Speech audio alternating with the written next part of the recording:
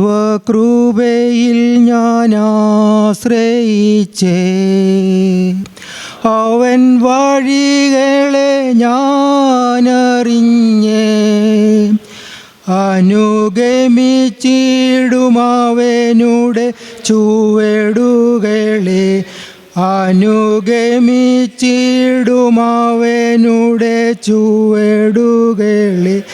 ഇഹലോകമോ തരുകിൽ ഒരു സുഖവും മനഃശാന്തിയതും, എൻ്റെ യേശുവിൻ്റെ തിരുസന്നിധിയിൽ എന്നും ആനന്ദമുണ്ടെനിക്ക്. എൻ്റെ യേശുവിൻ്റെ തിരുസന്നിധിയിൽ എന്നും ആനന്ദമുണ്ടെനിക്ക്. ദൈവകൃപയിൽ ഞാൻ ആശ്രയിച്ചേ, അവൻ വഴികളെ ഞാനറിഞ്ഞേ, അനുഗമിച്ചിടുമവനുടെ ചുവടുകൾ.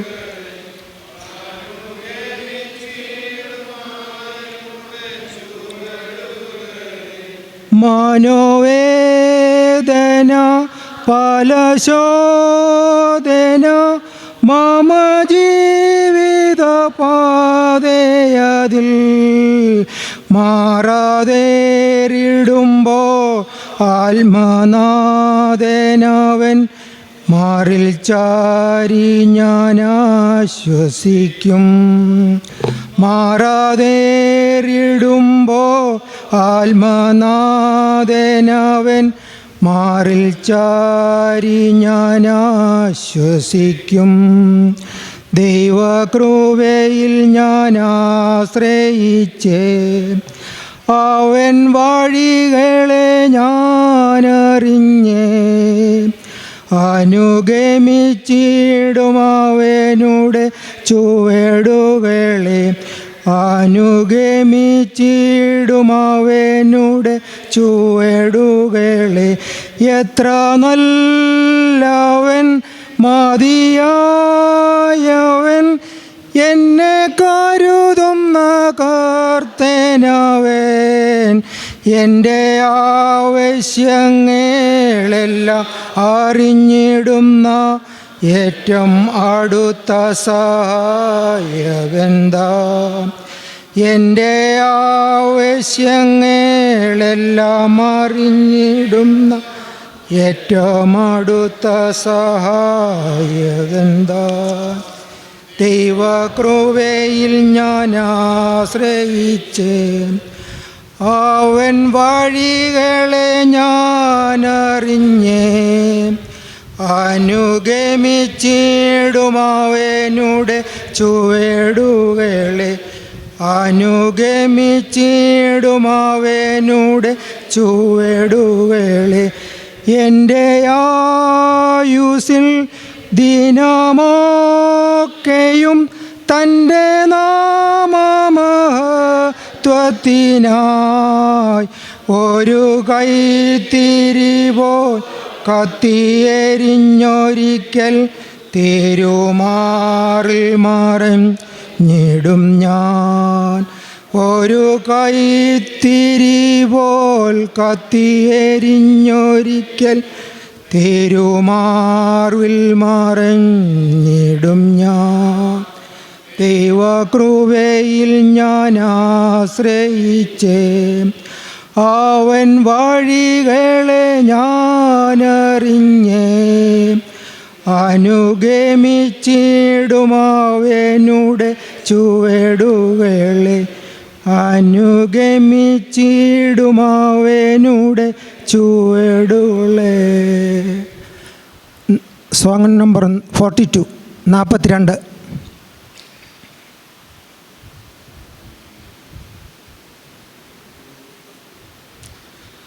വിശ്വാസ ജീവിത പാടകിൽ ഞാൻ സിയോൻ നഗരിയിൽ പോകുന്നു ഞാൻ.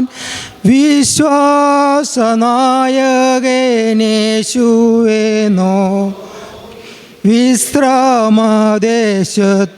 പോകുന്നു ഞാൻ.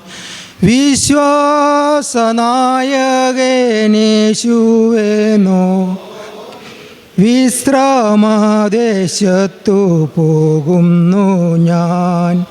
ആലകൾ പാടകി ആടിച്ചെന്ന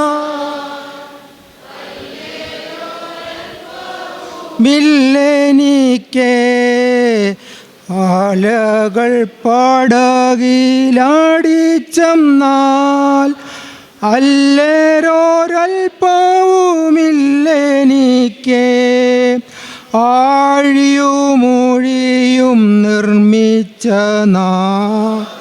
അഭയമായെന്നരികിലുണ്ട്.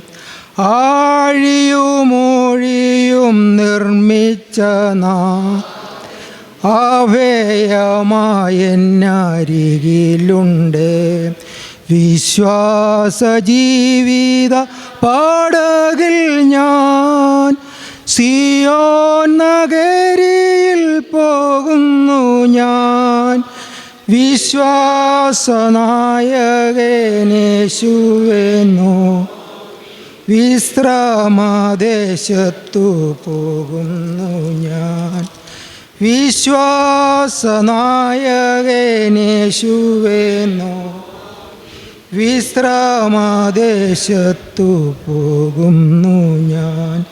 നാനാ പരീക്ഷകൾ വേദനകൾ നന്നായെനിക്കിങ്ങുണ്ടായിടിലും നാനാ പരീക്ഷകൾ വേദനകൾ നന്നായെനിക്കിങ്ങുണ്ടായിടിലും നാഥനെയുള്ളത്തിൽ ധ്യാനിച്ചു എൻ്റെ ക്ഷീണം മറന്നങ്ങു പോയിടും ഞാൻ. നാഥനെയുള്ളത്തിൽ ധ്യാനിച്ചു എൻ്റെ ക്ഷീണം മറന്നങ്ങു പോയിടും ഞാൻ. വിശ്വാസജീവിത പാടകിൽ ഞാൻ സിയോൻ നഗരിയിൽ പോകുന്നു ഞാൻ. വിശ്വാസനായകനേശുവേ നോ വിശ്രാമദേശത്തു പോകുന്നു ഞാൻ. വിശ്വാസനായകനേശുവേ നോ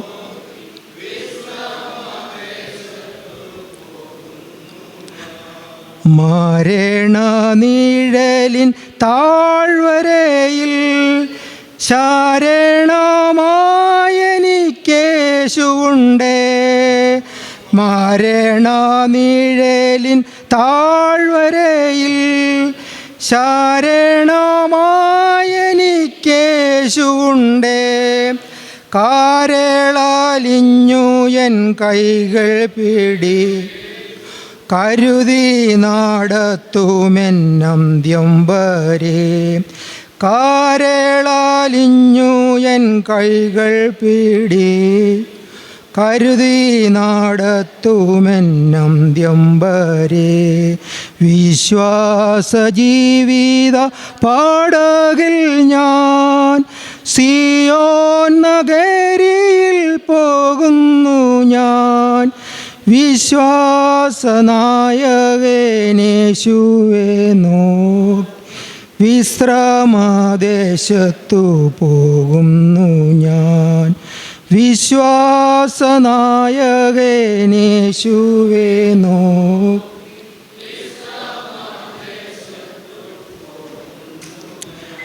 വിണ്ണീലൻ വീട്ടിൽ ഞാൻ ചെന്നു ചേരും.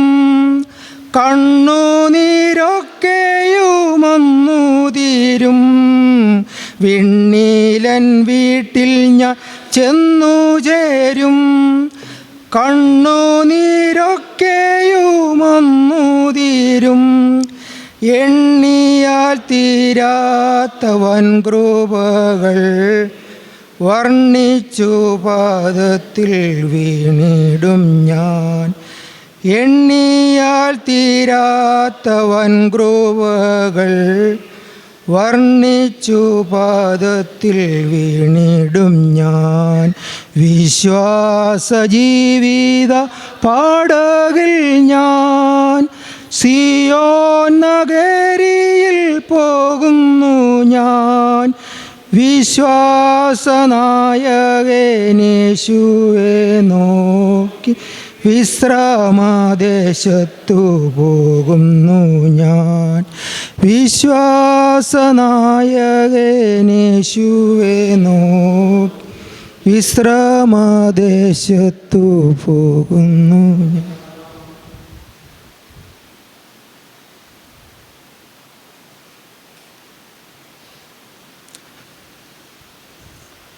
മർക്കോസിൻ്റെ സുവിശേഷം 2-ാം അധ്യായം 1 മുതൽ 18 വരെയുള്ള വാക്യങ്ങൾ. ചില ദിവസം കഴിഞ്ഞ ശേഷം അവൻ പിന്നെയും കപ്പർന്നഹൂമിൽ ചെന്നു.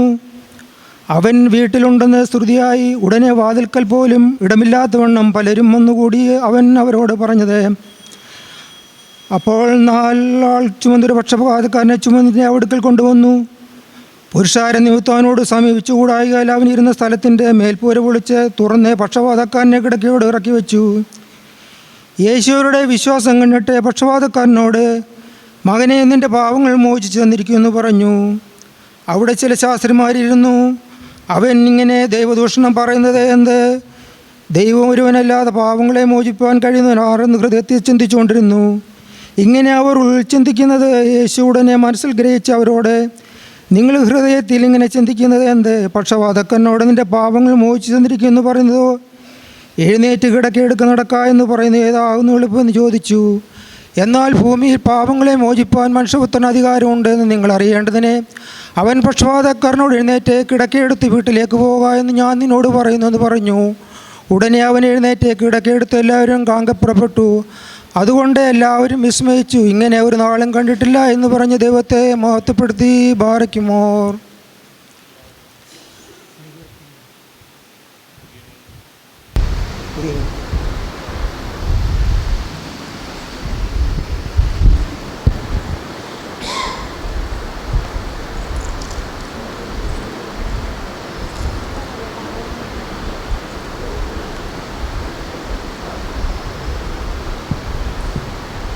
പുറപ്പാട് പുസ്തകം 11-ാം വാക്യം.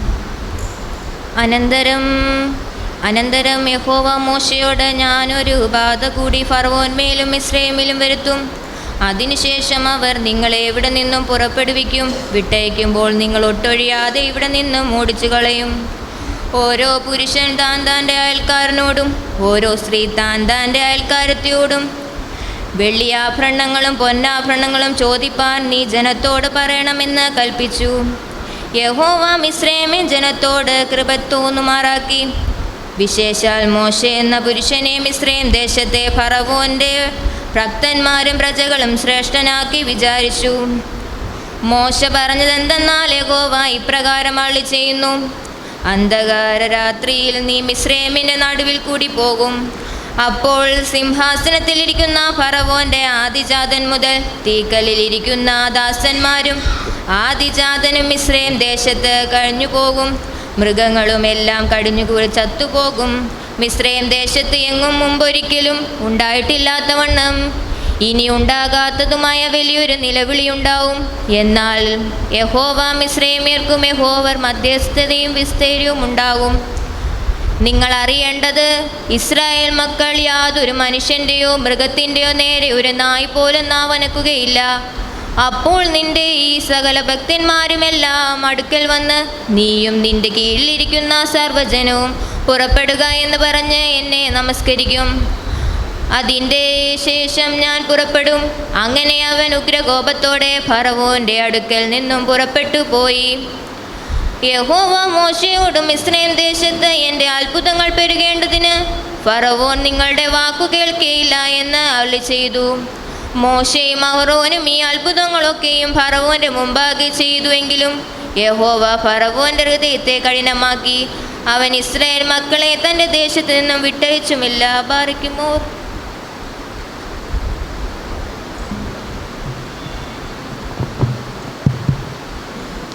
പാട്ടുപുസ്തകത്തിലെ 221 പാട്ട്. പരമപിതാവിന് സ്തുതി പാടാം. പരമപിതാവിനു സ്തുതി പാടാം. അവനല്ലോ ജീവന് നൽകിയവൻ. പരമപിതാവിനു സ്തുതി പാടാം. അവനല്ലോ ജീവന് നൽകിയവൻ. പാപങ്ങളാകവെ ക്ഷമിച്ചിടുന്നു. രോഗങ്ങളാകവെ നീക്കിടുന്നു. പരമപിതാവിനു സ്തുതി പാടാം. അവനല്ലോ ജീവനെ നൽകിയവൻ. അമ്മയെപ്പോ നമ്മെ ഓമനിച്ചു. അപകടവീളയിൽ പാലിച്ചവൻ. അമ്മയെപ്പോ നമ്മെ ഓമനിച്ചു. അപകടവേളയിൽ പാലിച്ചവൻ. ആഹാരപാനീയമേകിയവൻ. നിത്യമാം ജീവനെ നൽകിടുന്നു. പരമപിതാവിനു സ്തുതി പാടാം. അവനല്ലോ ജീവന് നൽകിയവൻ. ഇടയനെപ്പോ നമ്മെ തേടി വന്നു. പാപക്കുഴിയിൽ നേറ്റിയവൻ. ഇടയനെപ്പോ നമ്മെ തേടി വന്നു. പാപക്കുഴിയിൽ നിന്നേറ്റിയവൻ. സ്വന്തമാക്കി നമ്മെ തീർത്തിടുവാൻ. സ്വന്തരത്വം നമുക്കേകിയവൻ. പരമപിതാ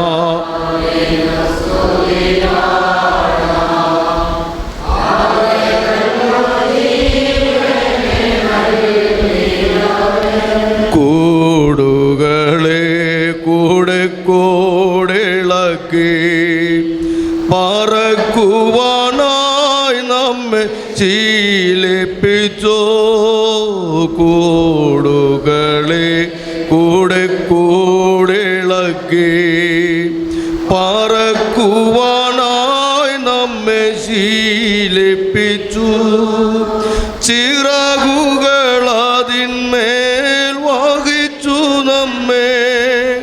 നീലംബരിയായി നാം നശിച്ചിടാതെ.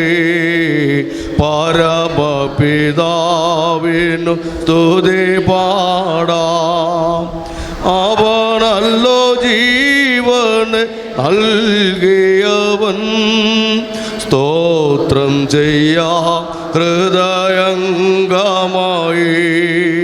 കുമ്പിടാം അവൻ മുമ്പിൽ ആദരവായി. സ്തോത്രം ചെയ്യാം ഹൃദയംഗമായി. കുമ്പിടാം അവൻ മുമ്പിൽ ആദരവായി. ഹല്ലേലൂയ പാടാം മോദമോടെ. അവനല്ലോ നമ്മുടെ രക്ഷയിൻ പാറാ. പരമപിതാവിനു സ്തുതി പാടാം. അവനല്ലോ ജീവനെ നൽകി.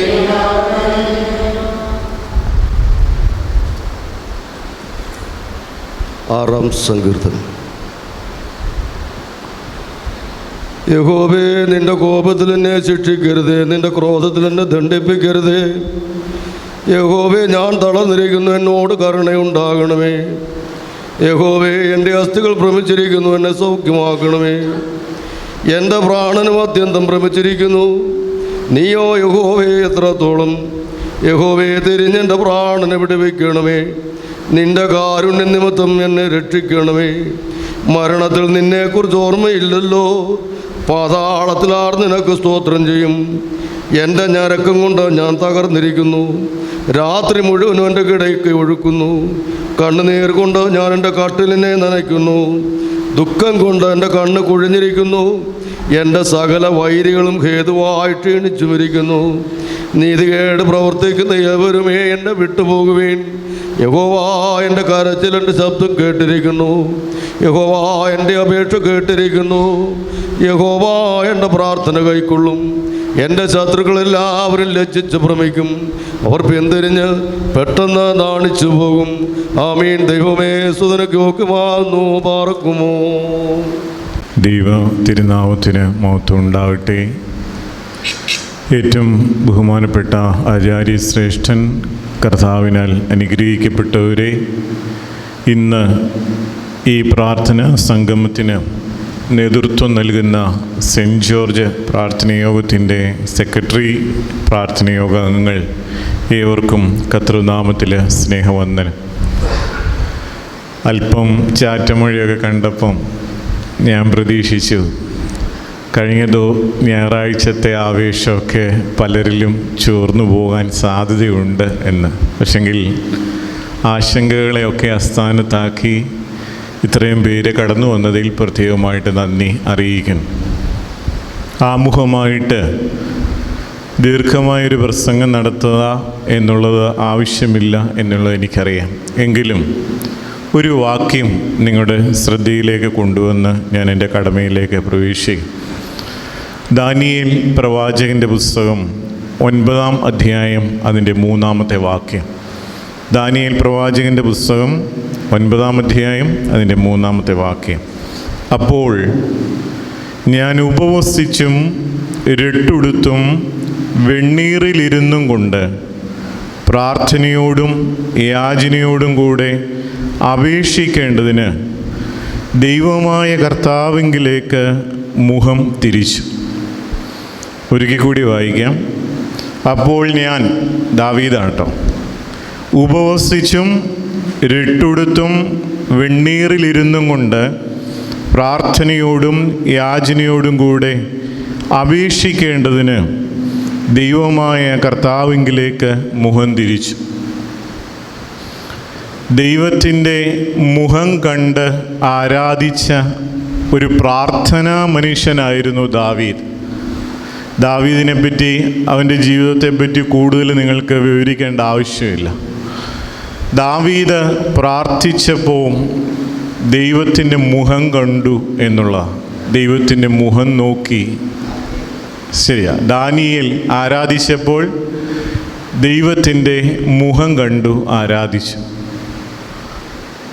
ആ മുഖം കാണാൻ ദാവീദ് 3 കാര്യങ്ങൾ ചെയ്തു. എന്തൊക്കെയാ? ഉപവസിച്ചു, ഫാസ്റ്റിംഗ് ഇല്ലേ. 2 എന്താ? രട്ടുടുത്തു. 3-ാമത് വെണ്ണീറിലിരുന്നു. ഈ നോമ്പുമായിട്ട് ചിന്തിക്കുമ്പം എല്ലായിടത്തും നിനുവയെക്കുറിച്ച് കണ്ടപ്പോഴും പഴയ നിയമത്തിലുടനീളം നമ്മൾ നോക്കുമ്പോഴും നോമ്പിനെ പറ്റി പറയുമ്പോൾ ഈ 3 കാര്യം മാറ്റിവെക്കാൻ പറ്റത്തില്ല അല്ലേ. പ്രാർത്ഥനയോട് കൂടെ ഉപവാസം അല്ലേ. ഉപവാസം എന്ന് പറഞ്ഞാൽ എന്താ? ദൈവത്തോട് കൂടെ വസിക്കുക എന്നർത്ഥം. എങ്കിലും നമുക്ക് ആവശ്യമുള്ള, ആഗ്രഹങ്ങളുള്ള ആസ്വാദനത്തിൻ്റെ എല്ലാ തലങ്ങളെയും വേണ്ടാന്ന് വയ്ക്കുക. ആ സമയം ദൈവത്തോട് കൂടെ ചേരുക എന്നുള്ളതാണ്. 2-ാമത് എന്ത് ചെയ്തു?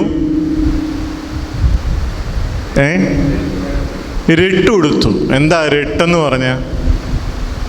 അതിൻ്റെ ഇംഗ്ലീഷ് വേർഷൻ നോക്കുമ്പം ചാക്ക് എന്നർത്ഥം. എന്താ? ചാക്ക് ധരിച്ചു. നിനുവയിലെ രാജാവും ചെയ്തത് അങ്ങനെ, നിനുവക്കാരും ചെയ്തതാണ് അല്ലേ. ചാക്ക് എന്തിനാ ധരിക്കുന്നത്? പഴയ നിയമകാലത്ത് രാജാക്കന്മാരുടെയും ഒരു പക്ഷെങ്കിൽ ലക്ഷറിയുടെയും ഒക്കെ പ്രതീകമാണ് മാർദ്ദവമുള്ള വസ്ത്രം, അത് സമ്പന്നതയുടെ അല്ലെങ്കിൽ മറ്റുള്ളവരുടെ മുമ്പിൽ തൻ്റെ സാമ്പത്തിക അല്ലെങ്കിൽ സ്ഥാനമാനങ്ങൾ കാണിക്കാൻ വേണ്ടി ഉപയോഗിച്ചിരുന്നതാണ് മാർദ്ദവമായ വസ്ത്രം. അത് ഉപേക്ഷിച്ചു ചാക്ക് ധരിച്ചു എന്ന് പറഞ്ഞാൽ, ചാക്ക് ഇടുക എന്ന് പറഞ്ഞാൽ അത്ര എളുപ്പമുള്ള കാര്യമാണോ? ശരീരം എപ്പോഴും ഇറിറ്റേറ്റീവാണ് അല്ലേ? അങ്ങനെ ആ സന്തോഷത്തിൻ്റെ ആസ്വാദനത്തിൻ്റെ രണ്ടാമത്തെ തലം ഉപേക്ഷിച്ചു. മൂന്നാമതെന്താ? വെണ്ണീറിലിരുന്നു. എന്താ വെണ്ണീർ എന്ന് പറഞ്ഞാൽ? ചാരം. പിതാക്കന്മാർ ഈ ചാരത്തെപ്പറ്റി പല സൂചനകളാണ് തരുന്നത്. അതിലൊന്ന് പറയുന്നു, ഈ ചാരം എന്ന് പറയുന്നത് ഒരു സാധനം കത്തി കരിഞ്ഞ് അതിൻ്റെ ഏറ്റവും അവസാനത്തെ രൂപമാണ് എന്ത്? ചാരം എന്ന് പറഞ്ഞാൽ, ചാരത്തിലിരുന്നു എന്ന് പറഞ്ഞാൽ അവൻ്റെ മനസ്സിനെ എപ്പോഴും നാശത്തിൻ്റെ പൂർണ്ണതയെ ഓർമ്മിപ്പിക്കുക അല്ലേ? ദൈവത്തിങ്കിലേക്ക് തിരിഞ്ഞു വന്നില്ലെങ്കിൽ നാശത്തിൻ്റെ അനുഭവത്തെപ്പറ്റി അവനെ ഓർമ്മിപ്പിക്കുന്ന പരിപൂർണമായ ഇല്ലായ്മയുടെ അവസ്ഥയെ ഓർമ്മിപ്പിക്കുക. രണ്ടാമത്, ചാരം എന്നതുകൊണ്ട് വെണ്ണീറിലിരിക്കുക എന്ന് പറയുന്നത് കൊണ്ട് ഉദ്ദേശിക്കുന്നത് വെന്ത് വെണ്ണീറാകേണ്ടത് ഞാനെന്ന ഭാവമാണ്, അഹന്തയുടെ ഭാവമാണ്. ചില എഴുത്തുകാരും പ്രസംഗകരൊക്കെ പറയും, ഇംഗ്ലീഷ് അക്ഷരമാലയിലെ ഐ അല്ലേ, അത് എഴുതുന്നത് എങ്ങനെയെന്നറിയാം നമുക്ക്. അത് വെട്ടിക്കളയുമ്പോഴാണ് എന്താകുന്നത്? കുരിശാകുന്നത് അല്ലേ? ഐ എന്ന ഇംഗ്ലീഷ് ലെറ്റർ വെട്ടുമ്പം കുരിശായി എന്ന് പറഞ്ഞാൽ, ഞാനെന്ന ഭാവം, ഞാനെന്ന അഹന്ത എവിടെ മുറിയുന്നുവോ, എവിടെ ഇല്ലാതാകുന്നുവോ അവിടെ മാത്രമേ കുരിശും ക്രിസ്തുവുമുള്ളൂ. അതുകൊണ്ട് ചാരത്തിലിരിക്കുക എന്ന് പറഞ്ഞാൽ അതൊരു വലിയ ഓർമ്മപ്പെടുത്തലാണ്. ദാനിയേൽ തൻ്റെ പ്രാർത്ഥനയോടുകൂടി ഉപവസിച്ചു, ചാക്ക് ധരിച്ചു, വെണ്ണീറിലിരുന്നു. അപ്പോൾ അവൻ എന്ത് കണ്ടു? ദൈവത്തിൻ്റെ മുഖം കണ്ട് ആരാധിച്ചു. ഈ നോമ്പിൽ നമുക്കും നമ്മുടെ പ്രാർത്ഥനയോട്, നോമ്പിനോട് ഈ അനുഭവങ്ങൾ കൂട്ടിവെക്കുവാൻ ഇടയാകട്ടെ എന്ന് പ്രത്യേകമായിട്ട് പ്രാർത്ഥിക്കുകയും ചെയ്യുന്നു. ഈ പ്രഭാതത്തിൽ ഉച്ച കഴിഞ്ഞുള്ള ഈ സമയത്ത് സെൻറ്റ് ജോർജ് പ്രാർത്ഥനയോഗത്തിൻ്റെ നേതൃത്വത്തിൽ ഈ കൂടിവരവിൽ പ്രത്യേകിച്ച് അതിനു വേണ്ട എല്ലാ ക്രമീകരണങ്ങളും ചെയ്തത് സെൻറ്റ് ജോർജ് പ്രാർത്ഥനയോഗമാണ്. പ്രത്യേകിച്ച് സെൻറ്റ് ജോർജ് പ്രാർത്ഥനയോഗത്തിൻ്റെ സെക്രട്ടറി, അതിലെ എല്ലാ അംഗങ്ങളെയും പ്രത്യേകമായിട്ട് നന്ദിയോടെ ഓർക്കുന്നു. കടന്നു വന്ന എല്ലാവരെയും വളരെ സന്തോഷത്തോടുകൂടി സ്വാഗതം ചെയ്യുന്നു. ഇന്ന് നമ്മളോട് ദൈവവചനം അറിയിക്കുന്നത് സിജോ അച്ഛനെ നിങ്ങൾക്ക് എല്ലാവർക്കും പരിചയമാണ്. എന്തുകൊണ്ടാണ് അല്ലേ? 2025 ജനുവരി 1 തീയതി നമ്മുടെ പള്ളിയിലെ ന്യൂ ഇയർ കുർബാന ചൊല്ലിയത് അച്ഛനാണ്. നിങ്ങൾ ഓർമ്മയുണ്ടല്ലോ അല്ലേ? ഈ വർഷം നിങ്ങൾ കണ്ട ആദ്യത്തെ കുർബാന അച്ഛൻ്റേതാണ്. അച്ഛന് നമ്മുടെ ഭദ്രാസനത്തിലെ യുവ വൈദികനാണ്. ഏതാനും നാളുകളായിട്ടേ ഉള്ളൂ വൈദികനായിട്ട്.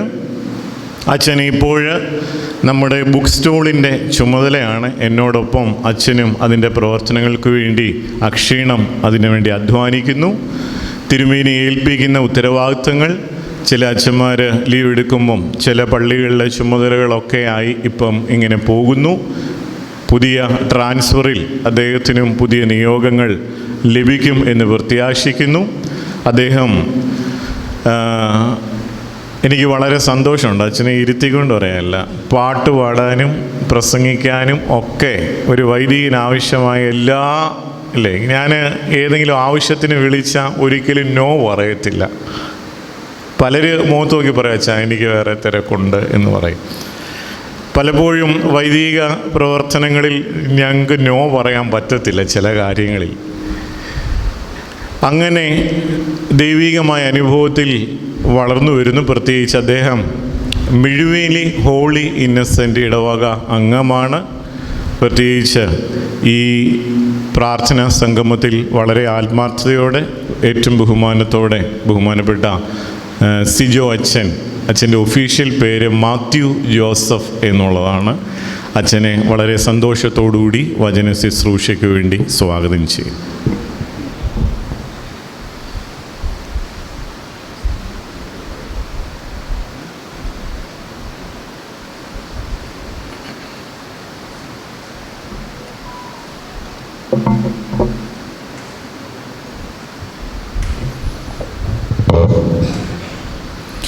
നിൻ വചനം ധ്യാനിക്കുമ്പോൾ എൻ ഹൃദയം ആശ്വസിക്കും. കൂരിരുളിൻ താഴ്വരയിൽ ദീപമതായി നിൻ മൊഴികൾ. കൂരിരുളിൻ താഴ്വരയിൽ ദീപമതായി നിൻ മൊഴികൾ. തിരുകരത്താൽ വഹിച്ചു എന്നെ തിരുഹിതം പോൽ നടത്തണമേ. കുശവൻ കയ്യിൽ കളിമണ്ണു ഞാൻ അനുദിനം നീ.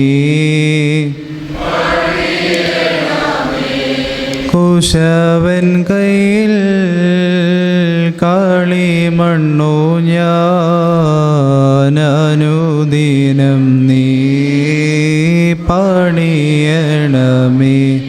ത്രിയേക ദൈവത്തിൻ്റെ അതിപരിശുദ്ധ നാമം വാഴ്ത്തപ്പെടുമാറാകട്ടെ. ഏറ്റവും ബഹുമാനപ്പെട്ട വികാരി അച്ഛൻ, കർത്താവിനാൽ ഏറ്റവും അനുഗ്രഹിക്കപ്പെട്ടവരെ, വീണ്ടും ഒരു വലിയ നോമ്പിൻ്റെ അനുഭവത്തിലൂടെയാണ് ഞാനും നിങ്ങളുമൊക്കെ സഞ്ചരിച്ചു കൊണ്ടിരിക്കുന്നത്. എല്ലാ വർഷവും ഇതേപോലെ 3 നോമ്പും വലിയ നോമ്പും ഒക്കെ നമ്മൾ ഭക്തി ആദരവോടെ കൊണ്ടാടാറുണ്ട്.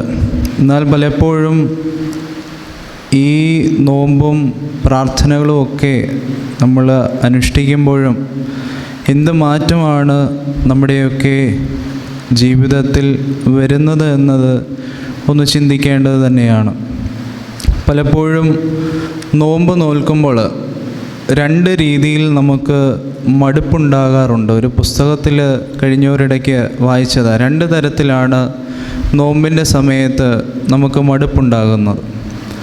ഒന്നാമത് അമിതമായ യുക്തിബോധത്തിൽ നിന്നാണ് പലപ്പോഴും മടുപ്പുളവാക്കുന്നത്. യുക്തിബോധം എന്ന് പറയുമ്പോൾ നമ്മൾ സെക്കുലർ രീതിയിൽ ഈ നോമ്പിനെയും നമസ്കാരങ്ങളെയും അനുഷ്ഠാനങ്ങളെയൊക്കെ ഒന്ന് കീറി മുറിച്ച് ചിന്തിക്കുമ്പോൾ എന്തിനാണ് സത്യത്തിൽ ഈ നോമ്പ് നോക്കുന്നത്?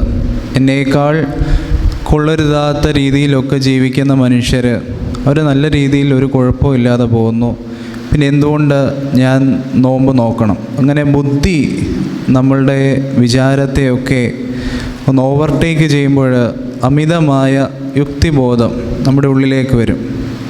രണ്ടാമത് മടുപ്പുണ്ടാകുന്നത് അമിതമായ ഭക്തിബോധത്തിൽ നിന്നാണ്. ഈ നോമ്പിൻ്റെ സമയമൊക്കെ ആകുമ്പോഴത്തേന് ചില മനുഷ്യരിൽ ഒത്തിരി ഭക്തിബോധം ഇങ്ങനെ വരും. ഭക്തിബോധം വരുമ്പോൾ ഈ മനുഷ്യർ ചിന്തിക്കും, ഞാൻ വളരെ പാപിയായ മനുഷ്യനാണ്, എന്തോ നോമ്പ് നോക്കിയാലും എന്തോ പ്രാർത്ഥിച്ചാലും ഞാനിനി രക്ഷപ്പെടാൻ പോകുന്നില്ല, അതുകൊണ്ട് ഞാൻ ഈ തവണ നോമ്പ് നോക്കുന്നില്ല. ഇത്തരത്തിൽ അമിതമായ ഭക്തിബോധവും നമ്മുടെ ജീവിതത്തിൽ ഈ നോമ്പിൻ്റെ കാലഘട്ടത്തിലൊക്കെ മടുപ്പുളവാക്കാറുണ്ട്. അതുകൊണ്ട് ഈ എഴുത്തുകാരൻ എഴുതി വയ്ക്കുന്നു, നമ്മൾ അമിതമായ ഭക്തിബോധവും അമിതമായ യുക്തിബോധവും നമ്മെ ഭരിക്കരുത്. ഇതിൻ്റെ ഇടയിലുള്ള ഒരു സ്പേസ് ഉണ്ട്. ആ സ്പേസാണ് ക്രിസ്ത്യാനിയെ സംബന്ധിച്ചിടത്തോളം നമുക്ക് വേണ്ടത്. നമ്മുടെ ജീവിതത്തിൽ ഒത്തിരി യുക്തിബോധവും ഒത്തിരി ഭക്തിബോധവും വേണ്ട. ഇതിൻ്റെ മിഡിൽ പാത്തിലൂടെ സഞ്ചരിക്കുമ്പോഴാണ് യഥാർത്ഥ ക്രൈസ്തവതയിലൊക്കെ എത്തിച്ചേരുന്നത്. നോമ്പിൻ്റെ കാലഘട്ടത്തിൽ എന്തിനാണ് നോമ്പ് നോക്കുന്നതെന്നുള്ളതൊക്കെ ചിന്ത നമ്മുടെ ഉള്ളിലേക്ക് വരും. നമ്മൾ ഏറ്റവും കൂടുതൽ നോമ്പിൻ്റെ സമയത്ത് തിരക്കുന്ന എന്തൊക്കെ ഇളവുകൾ നോമ്പിൽ കാലാകാലങ്ങളിലുണ്ടെന്ന്. ചിന്തിച്ചാൽ മതി, അല്ലെങ്കിൽ ശ്രദ്ധിച്ചാൽ മതി. ഈ നോമ്പ് സമയമാകുമ്പോഴത്തേന് വാട്സപ്പിലൊക്കെ പണ്ടുള്ള പിതാക്കന്മാരുടെ കൽപ്പനകളൊക്കെ ഇങ്ങനെ തിരഞ്ഞു പിടിച്ച് പോസ്റ്റ് ചെയ്യും. ഇന്ന തിരുമേനി ഇന്ന കാലഘട്ടത്തിൽ പറഞ്ഞിട്ടുണ്ട്, മീൻ ഉപയോഗിച്ചാൽ കുഴപ്പമില്ല, മുട്ട ഉപയോഗിച്ചാൽ കുഴപ്പമില്ല. അപ്പോൾ ഇതിനെക്കുറിച്ചുള്ള ചർച്ചകളാണ് ഈ നോമ്പിൻ്റെ സമയത്ത്. പ്രത്യേകം ശ്രദ്ധിച്ചാൽ മതി. ഈ ഒരു കാലഘട്ടത്തിൽ മാത്രമേ നമ്മൾ ഇതൊക്കെ ചർച്ച ചെയ്യത്തുള്ളൂ, അല്ലാതെ ചർച്ച ചെയ്യത്തില്ല. നോമ്പിൻ്റെ സമയത്ത് എത്തുമ്പോൾ ഇത്തരത്തിലെ ചില ചിന്തകൾ വന്നിട്ട് നമ്മൾ വികാരി അച്ഛനോട് ചോദിക്കുക, അച്ഛാ ഈ തവണ ഇന്ന രീതിയിൽ നോക്കിയാൽ കുഴപ്പമുണ്ടോ? കാരണം അന്ന് ആ തിരുമേനി അങ്ങനെ പറഞ്ഞായിരുന്നു. എന്തിനാണ് നോമ്പ് നോക്കുന്നത്? വേദപുസ്തകത്തിലൂടെ ഇങ്ങനെ പരിശോധിക്കുമ്പോൾ നമ്മുടെ കർത്താവിന് ഒരു 700 വർഷം മുമ്പ് ജീവിച്ചിരുന്ന ഒരു പ്രവാചകനായിരുന്നു, യെശയ്യാ പ്രവാചകൻ. അദ്ദേഹം എഴുതി വെച്ചിട്ടുണ്ട് നോമ്പ് എന്തിനാണെന്നുള്ളത്. 58-ാം അധ്യായത്തിലാണ് യെശയ്യാ പ്രവാചകൻ്റെ പുസ്തകം. 58-ാം അധ്യായം വീട്ടിൽ ചെല്ലുമ്പോൾ ഒന്ന് വായിച്ച് നോക്കിയാൽ നല്ലതായിരിക്കും. 58-ാം അധ്യായം 3 മുതൽ 8 വരെയുള്ള വേദഭാഗം. ഈ വേദഭാഗത്തിൽ യെശയ്യാ പ്രവാചകൻ ഇങ്ങനെ കുറിച്ച് വെക്കുന്നുണ്ട്: സകല നുകങ്ങളും തകർക്കുന്നത് യഥാർത്ഥ ഉപവാസം. സകല നുകങ്ങളും തകർക്കുന്നതാണ്, ഇതാണ് എനിക്കിഷ്ടമുള്ള ഉപവാസമെന്ന് ആ മനുഷ്യനിങ്ങനെ കുറിച്ച് വെക്കുന്നുണ്ട്. അപ്പോൾ ഇതേക്കുറിച്ച് ചിന്തിച്ചപ്പോൾ എന്താണ് നുകം? ഒരു കാർഷിക പാരമ്പര്യത്തിലുള്ള നമുക്കൊക്കെ അറിയാം എന്താ നുകം എന്നുള്ളത്. ഈ കണ്ടമൊക്കെ പൂട്ടാൻ വേണ്ടി കാളയുടെ പുറത്ത് വെച്ച് കണ്ടം പൂട്ടുന്ന ഒരു സംഗതിയാണ് നുകം. അത് തോളിലായി കഴിഞ്ഞാൽ മുന്നോട്ടുള്ള സഞ്ചാരം വളരെ ദുഷ്കരമായിരിക്കും. അതുകൊണ്ട് അത്തരത്തിലുള്ള നുകങ്ങളെയൊക്കെ, നമ്മുടെ സ്വാഭാവികമായ മുന്നോട്ടുള്ള പ്രയാണത്തെ തടസ്സപ്പെടുത്തുന്ന എന്തോ അതാണ് നുകം. നമ്മൾ ഈ കാലഘട്ടത്തിൽ രാവിലെ ഒരു 5 മണി 6 മണിക്കൊക്കെ റോഡിലൂടെ ഇങ്ങനെ സഞ്ചരിക്കുമ്പോൾ ഒരുപാട് മനുഷ്യരിങ്ങനെ റോഡിലൂടെ നടക്കുന്നതൊക്കെ കാണാറുണ്ട്. ഇപ്പോൾ ചിന്തിച്ചിട്ടുണ്ട് എന്തുകൊണ്ടാണ് ഈ മനുഷ്യരൊക്കെ ഇങ്ങനെ? കുറേ പേര് നടക്കുന്നത് കാണാം, കുറേ പേര് ഓടുന്നത് കാണാം, ചിലവർ തലകുത്തി മറിയുന്നത് കാണാം, അങ്ങനെ പല കാഴ്ചകൾ കാണാം. എന്തുകൊണ്ടാണ് ഈ മനുഷ്യരൊക്കെ ഇങ്ങനെ ചെയ്യുന്നതെന്ന് ചിന്തിച്ചപ്പോൾ അതിനുത്തരം സത്യത്തിൽ ഇവരും ചില നുകങ്ങളൊക്കെ തകർക്കുവാൻ വേണ്ടിയാണ്. നുകങ്ങൾ അവരുടെ ശരീരത്തിൽ വന്നിട്ടുള്ള ചില നുകങ്ങളാണ്. നമ്മളതിനെ ഓമന പേരിട്ട് വിളിക്കും, ബാഡ് കൊളസ്ട്രോൾ എന്നൊക്കെ വിളിക്കും. അവരുടെ സ്വാഭാവിക ജീവിതത്തെ തടസ്സപ്പെടുത്തുന്നതാണ് ഈ കൊളസ്ട്രോളുകളൊക്കെ. അപ്പോൾ ഇതിനെയൊക്കെ ഒന്ന് കത്തിച്ച് കളയുവാൻ വേണ്ടിയുള്ള പങ്കപ്പാടുകളാണ് നമ്മൾ ഈ റോഡിലൊക്കെ കാണുന്നത്. അത്തരത്തിൽ അവരുടെ സ്വാഭാവിക ജീവിതത്തെ തടസ്സപ്പെടുത്തുന്ന ചില നുകങ്ങളെ തകർക്കുവാൻ വേണ്ടിയുള്ള പങ്കപ്പാടുകൾ. അത്തരത്തിൽ നോമ്പ് നമ്മുടെ ജീവിതത്തിൽ, നമ്മുടെ ആത്മാവിൽ വന്നിട്ടുള്ള ചില നുകങ്ങളെയൊക്കെ എടുത്തു മാറ്റുവാൻ വേണ്ടിയാണ്. ആമുഖമായിട്ട് ഞാൻ സൂചിപ്പിച്ചുവെന്ന് മാത്രം. മനുഷ്യർക്ക് ദൈവം നൽകിയിട്ടുള്ള 2 കൃപകളുണ്ട്. ജീവിതത്തിൽ ഒരുപാട് അനുഗ്രഹങ്ങളും കൃപകളും ഒക്കെ നൽകിയിട്ടുണ്ടെങ്കിലും 2 പ്രധാനപ്പെട്ട കൃപകളുണ്ട്. അതിലൊന്ന് ഓർക്കുവാനുള്ള കഴിവ്. ചില കാര്യങ്ങളെയൊക്കെ നമ്മുടെ ഓർമ്മയിൽ സൂക്ഷിക്കുവാൻ, സ്മൃതി എന്നൊരു പദം നമുക്ക് ഉപയോഗിക്കാം. സ്മൃതി നമ്മുടെ ജീവിതത്തിലെ ചില നല്ല കാര്യങ്ങളെ, ചില ദൈവ അനുഗ്രഹങ്ങളെ, ദൈവിക ഇടപെടലുകളെയൊക്കെ ഓർക്കുവാനുള്ള ഒരു കഴിവ്. ഇത് ഏറ്റവും വലിയ കൃപയാണ്. ഈ നമ്മുടെ ചില മനുഷ്യരെ അവരുടെ ജീവിതത്തിൽ ഈ ഓർക്കാനുള്ള കഴിവൊക്കെ നഷ്ടപ്പെട്ടു പോയ മനുഷ്യരോട്, അല്ലെങ്കിൽ അവരോടൊക്കെ ഒന്ന് കൂടി ഇരിക്കുമ്പോൾ മനസ്സിലാകും ഈ ഓർമ്മ എന്നുള്ളത് എത്രത്തോളം ഒരു മനുഷ്യനെ സംബന്ധിച്ച് പ്രധാനപ്പെട്ടതാണെന്ന്. രണ്ടാമത്തെ കൃപ മറക്കുവാനുള്ള കൃപയാണ്, അല്ലെ മറക്കുവാനുള്ളൊരു കഴിവ്. മനുഷ്യനെ സംബന്ധിച്ചിടത്തോളം ഈ ചില കാര്യങ്ങളൊക്കെ മറക്കുവാൻ ഉള്ള ഒരു കഴിവില്ലെങ്കിൽ ജീവിതം ഭയങ്കര ദുഷ്കരമായിരിക്കും, മുന്നോട്ട് പോകുവാൻ വലിയ പ്രയാസമായിരിക്കും. കാരണം നമ്മുടെ ജീവിതത്തിൽ വന്നിട്ടുള്ള ചില ദുഃഖങ്ങളും ചില സങ്കടങ്ങളും ചില സഹനത്തിൻ്റെ അനുഭവങ്ങളും ഒക്കെ മറന്നു കളയുവാൻ സാധിച്ചില്ലെങ്കിൽ വളരെ പ്രയാസമായിരിക്കും ജീവിതം. ഈ വിവാഹം കഴിഞ്ഞവർക്കൊക്കെ അറിയാം ഈ ഓർക്കുവാനുള്ള കഴിവിൻ്റെയും മറക്കുവാനുള്ള കഴിവിൻ്റെയും പ്രാധാന്യത്തെപ്പറ്റി. എൻ്റെ വിവാഹം കഴിഞ്ഞിട്ട് കുറച്ച് നാളേ ആയുള്ളൂ. പക്ഷേ എനിക്ക് അതിനെക്കുറിച്ച് നല്ല തിരിച്ചറിവുണ്ട്. ചില കാര്യങ്ങളൊക്കെ ഓർത്തില്ലെങ്കിലും ചില കാര്യങ്ങളൊക്കെ മറന്നു കളഞ്ഞില്ലെങ്കിലും കുടുംബജീവിതത്തിൽ വരുന്ന പ്രശ്നങ്ങളെക്കുറിച്ച് കൃത്യമായിട്ട് ധാരണയുണ്ട്. ചില തീയതികൾ, ചില മനുഷ്യർ, ചില സാഹചര്യങ്ങൾ, ഇതൊക്കെ ഓർത്തു വെക്കുവാൻ സാധിച്ചില്ലെങ്കിൽ വലിയ പ്രയാസമായിരിക്കും. അതേപോലെ ജീവിതത്തിലുണ്ടായ ചില സങ്കടങ്ങളൊക്കെ മറന്നു കളയാതെ ഇങ്ങനെ മനസ്സിലിട്ടുകൊണ്ട് നടന്നാലും അതും വലിയ പ്രശ്നമാണ്.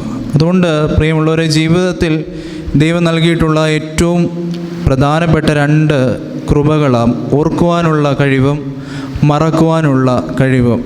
നമ്മുടെയൊക്കെ ജീവിതത്തിൽ എന്തെങ്കിലും പ്രയാസമൊക്കെ വന്നു കഴിഞ്ഞ് നമ്മുടെ പ്രിയപ്പെട്ടവർ നമ്മുടെ അടുത്ത് വന്ന് പറയുന്ന ഒരു കാര്യമുണ്ട്. എന്തുവാ? പോട്ടടാ, നീ അത് മറന്നു കളയുക എന്ന് പറയാറുണ്ട്. നമ്മുടെ ജീവിതത്തെ കുറച്ചുകൂടെ സുന്ദരമാക്കുവാനുള്ളതാണ്. ഈ ജീവിതത്തിൽ എന്താണ് ഓർക്കേണ്ടതെന്നും എന്താണ് മറന്നു കളയേണ്ടതെന്നും ഉള്ളൊരു തിരിച്ചറിവിലേക്ക് നമ്മളെത്തും. ആ തിരിച്ചറിവിൻ്റെ പേരാണ് പ്രിയമുള്ളവരെ പക്വത. നമ്മൾ എത്ര പ്രായമുള്ളവരായാലും എത്ര മുടി നരച്ചെന്ന് പറഞ്ഞാലും എൻ്റെ ജീവിതത്തിൽ നിന്ന് എന്താണ് ഞാൻ ഓർത്തു വെക്കേണ്ടതെന്നും എന്താണ് ഞാൻ മറന്നു കളയേണ്ടതെന്നുള്ളൊരു തിരിച്ചറിവ് നമുക്കായിട്ടില്ലെങ്കിൽ നമ്മളൊക്കെ സത്യത്തിൽ ഇന്നും പക്വതയില്ലാത്തവരായിട്ടിങ്ങനെ ജീവിച്ചുകൊണ്ടിരിക്കുക. ചില കാര്യങ്ങളെ മറന്നു കളഞ്ഞിട്ട് ചില കാര്യങ്ങളെ മുറിപ്പെടുത്തുന്ന ചില ഓർമ്മകളെയൊക്കെ ഓർത്തു വെക്കുകയാണെങ്കിൽ നമ്മൾ പക്വതയില്ലാത്തവരാ. നമ്മളിങ്ങനെ ചുമ്മാ ജീവിച്ചിങ്ങനെ മുന്നോട്ട് പോകുക. ഇന്ന് അത്തരത്തിൽ ഒരു വേദവിചാരമാണ് നിങ്ങളുടെ ഒക്കെ മനസ്സിലേക്കൊന്ന് പങ്കിടുവാനായിട്ട് ആഗ്രഹിക്കുന്നത്.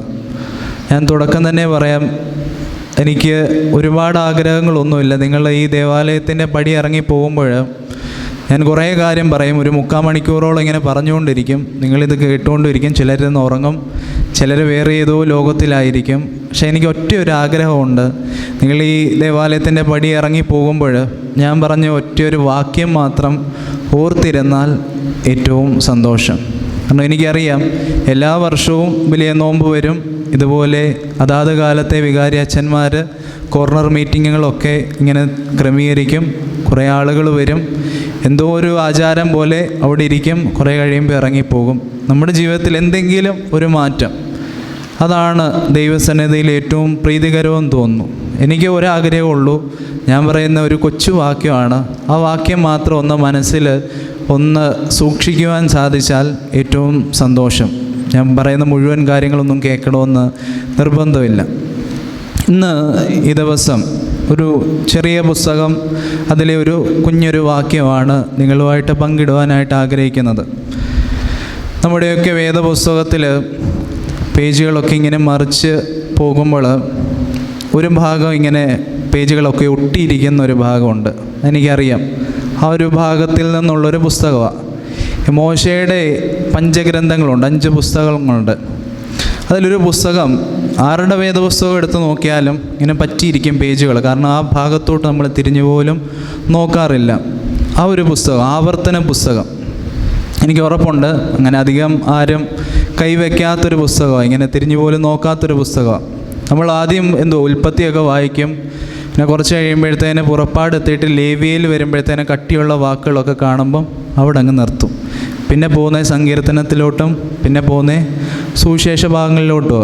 അപ്പോൾ ഈ ആവർത്തനത്തിന് ഇങ്ങനെ ഒരു സൈഡിൽ മാറ്റി മൂലയ്ക്കിട്ടേക്കുക. ആവർത്തന പുസ്തകത്തിലെ ഒരു ചെറിയ അധ്യായം, 33-ാം അധ്യായം. ഈ ആവർത്തന പുസ്തകമെന്ന് പറയുമ്പോൾ മോശ എന്ന പ്രവാചകനാൽ എഴുതപ്പെട്ടു എന്ന് വിശ്വസിക്കുന്ന ഒരു പുസ്തകമാണ്. നമുക്കറിയാം, ഈ പേരിൽ തന്നെ ഉണ്ട് ആവർത്തനം, വീണ്ടും ഒരു റെപ്പറ്റീഷനാണ്.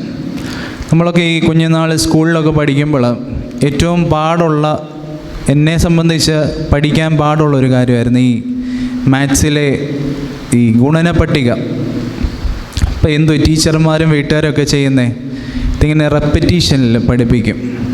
മലയാളത്തിൽ 2 2 ഈ 2 4 എന്നൊക്കെ പഠിപ്പിക്കും. അല്ലെങ്കിൽ 1 1 2 2 2 4 3 2 6 എന്ന് പറഞ്ഞിങ്ങനെ പഠിപ്പിക്കുമായിരുന്നു. റെപ്പറ്റീഷന്. അതുപോലെ മോശ എന്ന ഒരു വലിയ പ്രവാചകൻ അല്ലെങ്കിൽ ഒരു വല്യപ്പച്ചൻ തൻ്റെ കുഞ്ഞു മക്കളെ ദൈവം നൽകിയ കൽപ്പനകളെ ഇങ്ങനെ പറഞ്ഞു പഠിപ്പിക്കുന്നതാണ്. പുറപ്പാട് പുസ്തകത്തിലെ ഈ കൽപ്പനയൊക്കെ ദൈവത്തിൽ നിന്ന് മോശ പ്രാപിച്ച് ഇസ്രായേൽ മക്കൾക്ക് കൊടുക്കുന്നത്.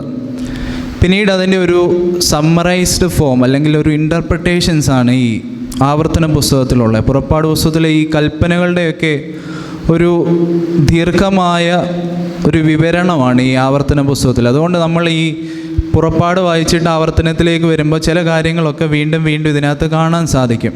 അത്തരത്തിലൊരു റെപ്പറ്റീഷന്, സെക്കൻഡ് ലോ എന്നാണ് പറയുന്നത് ഈ ആവർത്തന പുസ്തകത്തെ. രണ്ടാമത് നിയമം തന്നു എന്നല്ല, ആദ്യം നൽകിയ നിയമത്തിൻ്റെ ചില വിവരണങ്ങളാണ് ഈ ആവർത്തന പുസ്തകത്തിലുള്ളത്. ആവർത്തന പുസ്തകം 33-ാം അധ്യായം. ഈ അധ്യായത്തിനൊരു പ്രത്യേകതയുണ്ട്. ഇതിനകത്ത് ഒരു അനുഗ്രഹത്തിൻ്റെ വചനങ്ങളാണ് ഇതിനകത്ത് നിറഞ്ഞിരിക്കുന്നത്. Blessings of a forefather എന്ന് വേണമെങ്കിൽ പറയാം.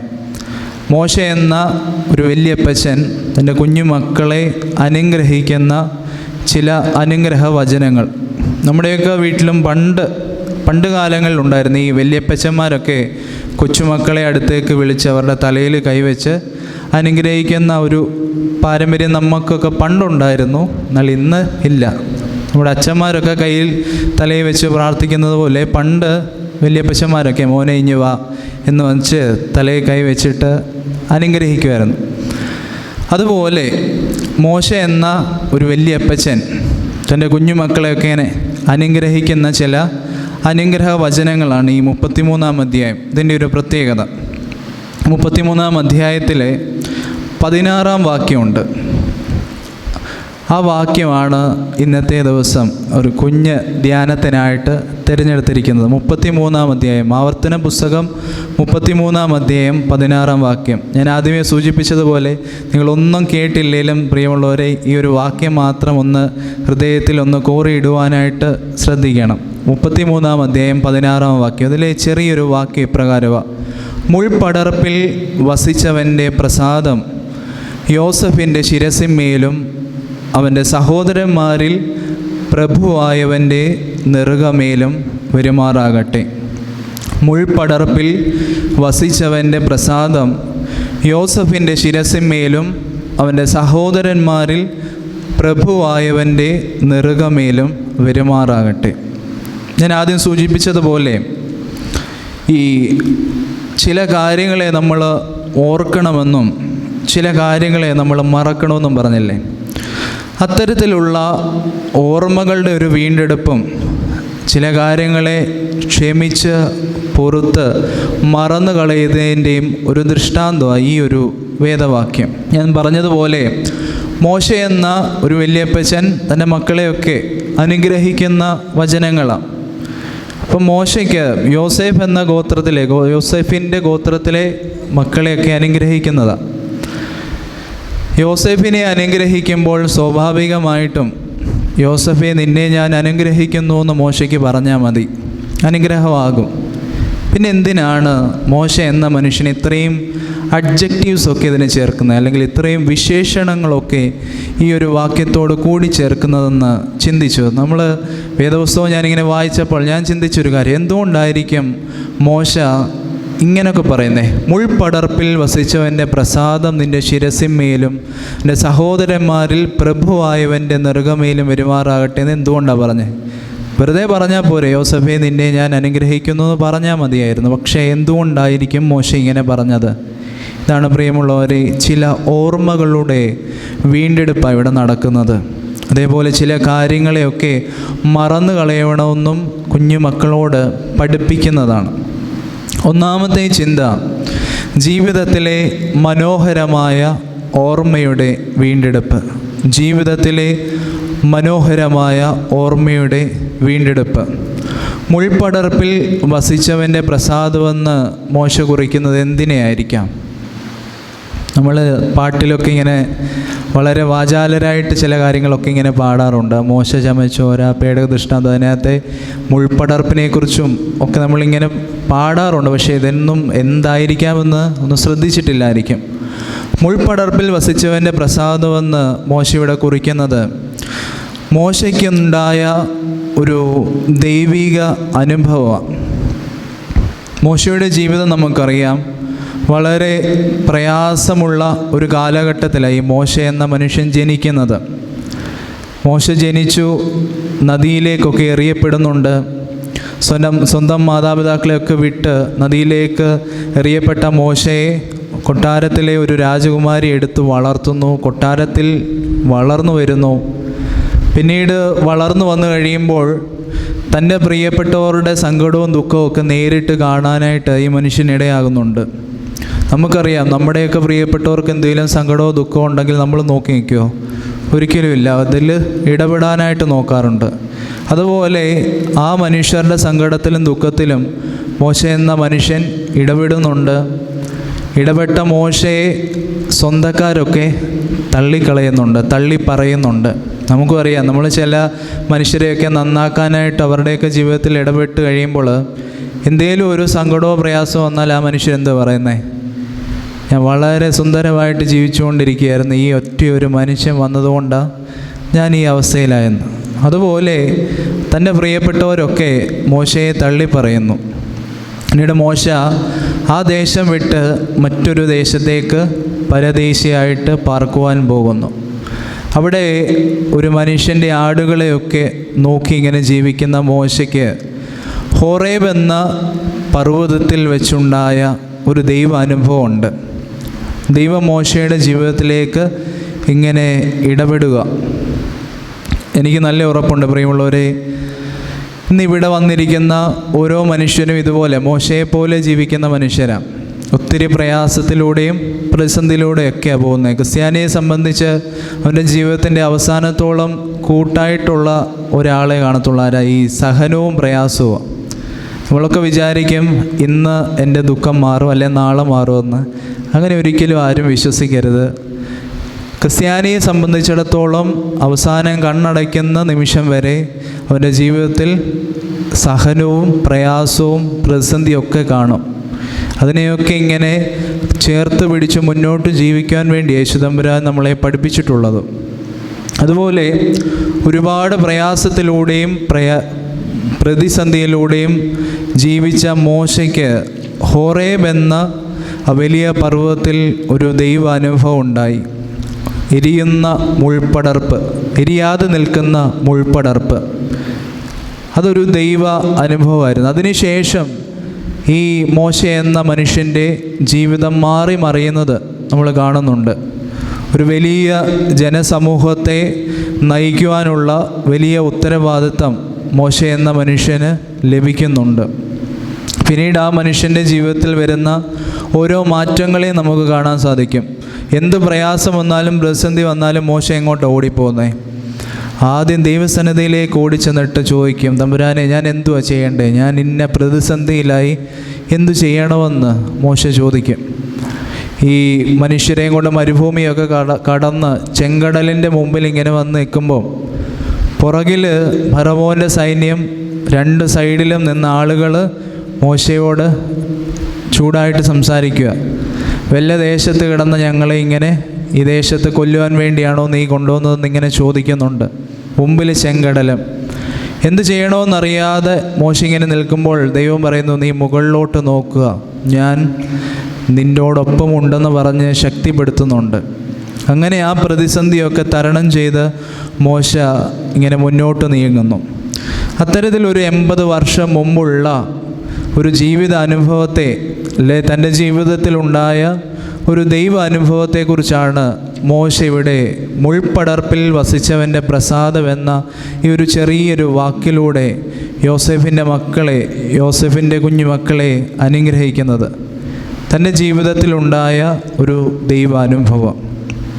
പ്രിയമുള്ളവർ, ഇന്നിൻ്റെ കുറവെന്ന് പറയുന്നത് തലമുറയിലേക്ക് നമ്മൾ ഈ ദൈവ അനുഭവങ്ങളെയൊക്കെ പകർന്നു നൽകുന്നില്ല എന്നുള്ളതാണ് ഇന്നത്തെ ഈ കാലഘട്ടത്തിലെ ഏറ്റവും വലിയ കുറവ്. ഇന്ന് നിങ്ങളൊക്കെ ഈ ദേവാലയത്തിൽ വന്നിരിക്കുന്നുണ്ട്. നിങ്ങളൊക്കെ ഏകദേശം ഒരു തലമുറയിൽപ്പെട്ടവരാണ്. പക്ഷേ പ്രിയമുള്ളവർ, നിങ്ങളൊന്ന് ചിന്തിച്ചു നോക്കുക. ഒരു 10 വർഷം കൂടെ കഴിഞ്ഞാൽ, ഒരു 20 വർഷം കൂടെ കഴിഞ്ഞാൽ ഈ ദേവാലയത്തിൽ എത്ര പേര് ഇതുപോലെ ഒരു കോർണർ മീറ്റിംഗ് നടത്തിയാൽ വന്നിരിക്കും എന്നൊന്ന് ചിന്തിച്ച് നോക്കുക. എത്ര പേര് വന്നിരിക്കും എന്നുള്ളത്. കാരണം കുറ്റക്കാർ നമ്മളൊക്കെ തന്നെയാണ്. നിങ്ങൾ ഇന്നിവിടെ ഈ ദേവാലയത്തിൽ വന്നിരിക്കുന്നുണ്ടെങ്കിൽ അത് നിങ്ങളുടെ മുന്നേ ഉള്ള തലമുറ നിങ്ങൾക്ക് പകർന്നു നൽകിയ ചില ദൈവാനുഭവങ്ങളുടെ വെളിച്ചത്തിലാണ്, അത് ഉറപ്പാണ്. ഒരു 10-20 വർഷം മുമ്പുള്ള അല്ലെങ്കിൽ ഒരു തലമുറ മുമ്പുള്ള നമ്മുടെയൊക്കെ ജീവിതം ഇങ്ങനെയൊന്നും അല്ലായിരുന്നു. നിങ്ങളൊന്ന് കണ്ണടച്ച് ചിന്തിച്ചാൽ മതി, ഒരു തലമുറ മുമ്പേ നമ്മുടെയൊക്കെ കുടുംബങ്ങൾ ഏതവസ്ഥയിലായിരുന്നു എന്ന്. ചോർന്നൊലിക്കാതെ ഒന്ന് കയറിക്കിടക്കണമെന്ന് ആഗ്രഹിച്ച മാതാപിതാക്കളൊക്കെ ഉണ്ടായിരുന്ന കുടുംബങ്ങളായിരുന്നു നമ്മുടെയൊക്കെ. ഒരു നേരത്തെ ഭക്ഷണത്തിന് പോലും വകയില്ലാത്ത കുടുംബങ്ങളായിരുന്നു. മാറി ഉടുക്കാൻ ഒരു വസ്ത്രം പോലും ഇല്ലാത്ത കുടുംബങ്ങളൊക്കെ ആയിരുന്നു. പക്ഷെ ഇന്ന് നമ്മളെയൊക്കെ ദൈവം ഒത്തിരി അനുഗ്രഹിച്ചിട്ടുണ്ട്. നമ്മളോട് ദൈവാനുഭവങ്ങളെ പകർന്നു നൽകിയൊരു തലമുറയായിരുന്നു പണ്ടുള്ള നമ്മുടെ വല്യപ്പച്ചന്മാരും വല്യമ്മച്ചമാരും ഒക്കെ. നമുക്കൊരു സങ്കടമോ പ്രയാസമോ വന്നാൽ നമ്മളോട് പറയുമായിരുന്നു, മോനെ നീ പള്ളിയിൽ പോയാൽ മതി, ദൈവം നിന്നെ കാത്തു പരിപാലിക്കുമെന്ന് പറയുമായിരുന്നു. എത്ര ബുദ്ധിമുട്ടാണേലും പ്രയാസമാണേലും വൈകിട്ട് സന്ധ്യാനമസ്കാരത്തിൻ്റെ സമയമാകുമ്പോഴത്തേന് 10-12 മക്കളുണ്ടെങ്കിലും എല്ലാവരും ഒരുമിച്ച് കൂട്ടി വീട്ടിലിരുന്ന് പ്രാർത്ഥിച്ച ഒരു സമൂഹമായിരുന്നു നമുക്കുണ്ടായിരുന്നത്. ഇന്ന് പക്ഷേ ആ ഒരു ദൈവിക അനുഭവങ്ങളെ പകർന്നു നൽകുന്ന അനുഭവമൊക്കെ ഇങ്ങനെ നിശ്ചലമായിക്കൊണ്ടിരിക്കുക. നമ്മുടെയൊക്കെ വീട്ടിൽ വൈകിട്ട് പ്രാർത്ഥിക്കാനിരിക്കുമ്പോൾ എത്ര പേര് നമ്മുടെ കുഞ്ഞുങ്ങളെ നിർബന്ധിച്ച് അവിടെ കൊണ്ടിരുത്തി പ്രാർത്ഥിപ്പിക്കും? വളരെ ചുരുക്കമാണ്.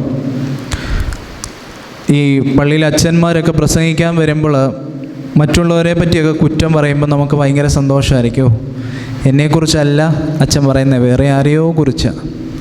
പ്രിയമുള്ളവരെ, നിങ്ങളോട് തന്നെ ഞാൻ ചോദിക്കുക, നിങ്ങളുടെ വീട്ടിലെ കുഞ്ഞുങ്ങൾക്ക് എത്ര പേര് രാവിലെ എണ്ണീറ്റ് പ്രാർത്ഥിക്കുന്നവരുണ്ട്?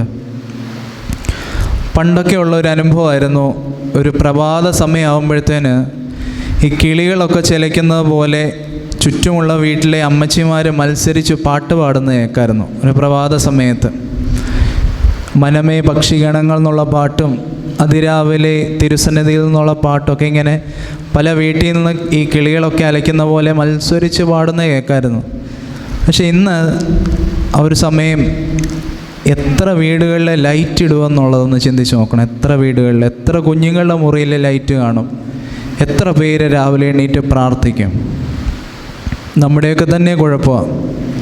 നമ്മൾ തന്നെ നമ്മുടെ ദൈവാനുഭവങ്ങളെ കുഞ്ഞുങ്ങൾക്ക് പറഞ്ഞു കൊടുക്കുന്നില്ല. പള്ളിയിലൊക്കെ ആണേലും പ്രാർത്ഥിക്കാൻ പോയാൽ കുർബാനയുടെ സമയത്ത് പണ്ടുള്ള അമ്മച്ചിമാരൊക്കെ അവർക്ക് ഈ എഴുതാനും വായിക്കാനും ഒന്നും അറിയത്തില്ലേലും പ്രാർത്ഥനകളൊക്കെ ഇങ്ങനെ കാണാപ്പാടമായിരുന്നു. പള്ളി വന്ന് നിൽക്കുമ്പം പാട്ടുകളൊക്കെ ഉറക്കെ പാടുമായിരുന്നു. ഇന്ന് എത്ര പേര് പാട്ടുകളൊക്കെ ഉറക്കെ പാടുന്നുണ്ട്? കുർബാനയ്ക്ക് വന്ന് നിൽക്കുമ്പോൾ അച്ഛൻ ഉസയ പ്രാർത്ഥനയൊക്കെ ചൊല്ലുമ്പോൾ പണ്ടുള്ളവർ ഹൃദയം നുറുങ്ങി അവരുടെ സങ്കടങ്ങളെയും വേദനകളും ഒക്കെ തിരുസന്നിധിയിൽ ഇങ്ങനെ സമർപ്പിക്കുമായിരുന്നു. ഇന്ന് എത്ര പേര് അത്തരത്തിൽ ചെയ്യുന്നുണ്ട്? നമ്മൾ പള്ളിയിൽ നിന്ന് അച്ഛൻ ഉത്സവ പ്രാർത്ഥനയും അല്ലെങ്കിൽ ദുബൂക്കുറ്റി വാഴ്വിൻ്റെയൊക്കെ സമയത്ത് നമ്മൾ നോക്കും, ഇങ്ങനെ കിഴക്കോട്ട് നോക്കി നിൽക്കും. പക്ഷെ നമ്മുടെ ചിന്തയൊക്കെ എവിടാ? അമ്മമാരൊക്കെ ചിന്തിക്കും, ഇത് അച്ഛനും പെട്ടെന്ന് തീർത്താരെ വീട്ടിൽ ചെന്നിട്ട് ഫ്രിഡ്ജിൽ ഇരിക്കുന്ന കറിയൊക്കെ ചൂടാക്കി ദോശയും ചുട്ട് പിള്ളേർക്ക് കൊടുക്കാമായിരുന്നു. ആ ഒരു ചിന്തയോടായിരിക്കും നിൽക്കുന്നത്.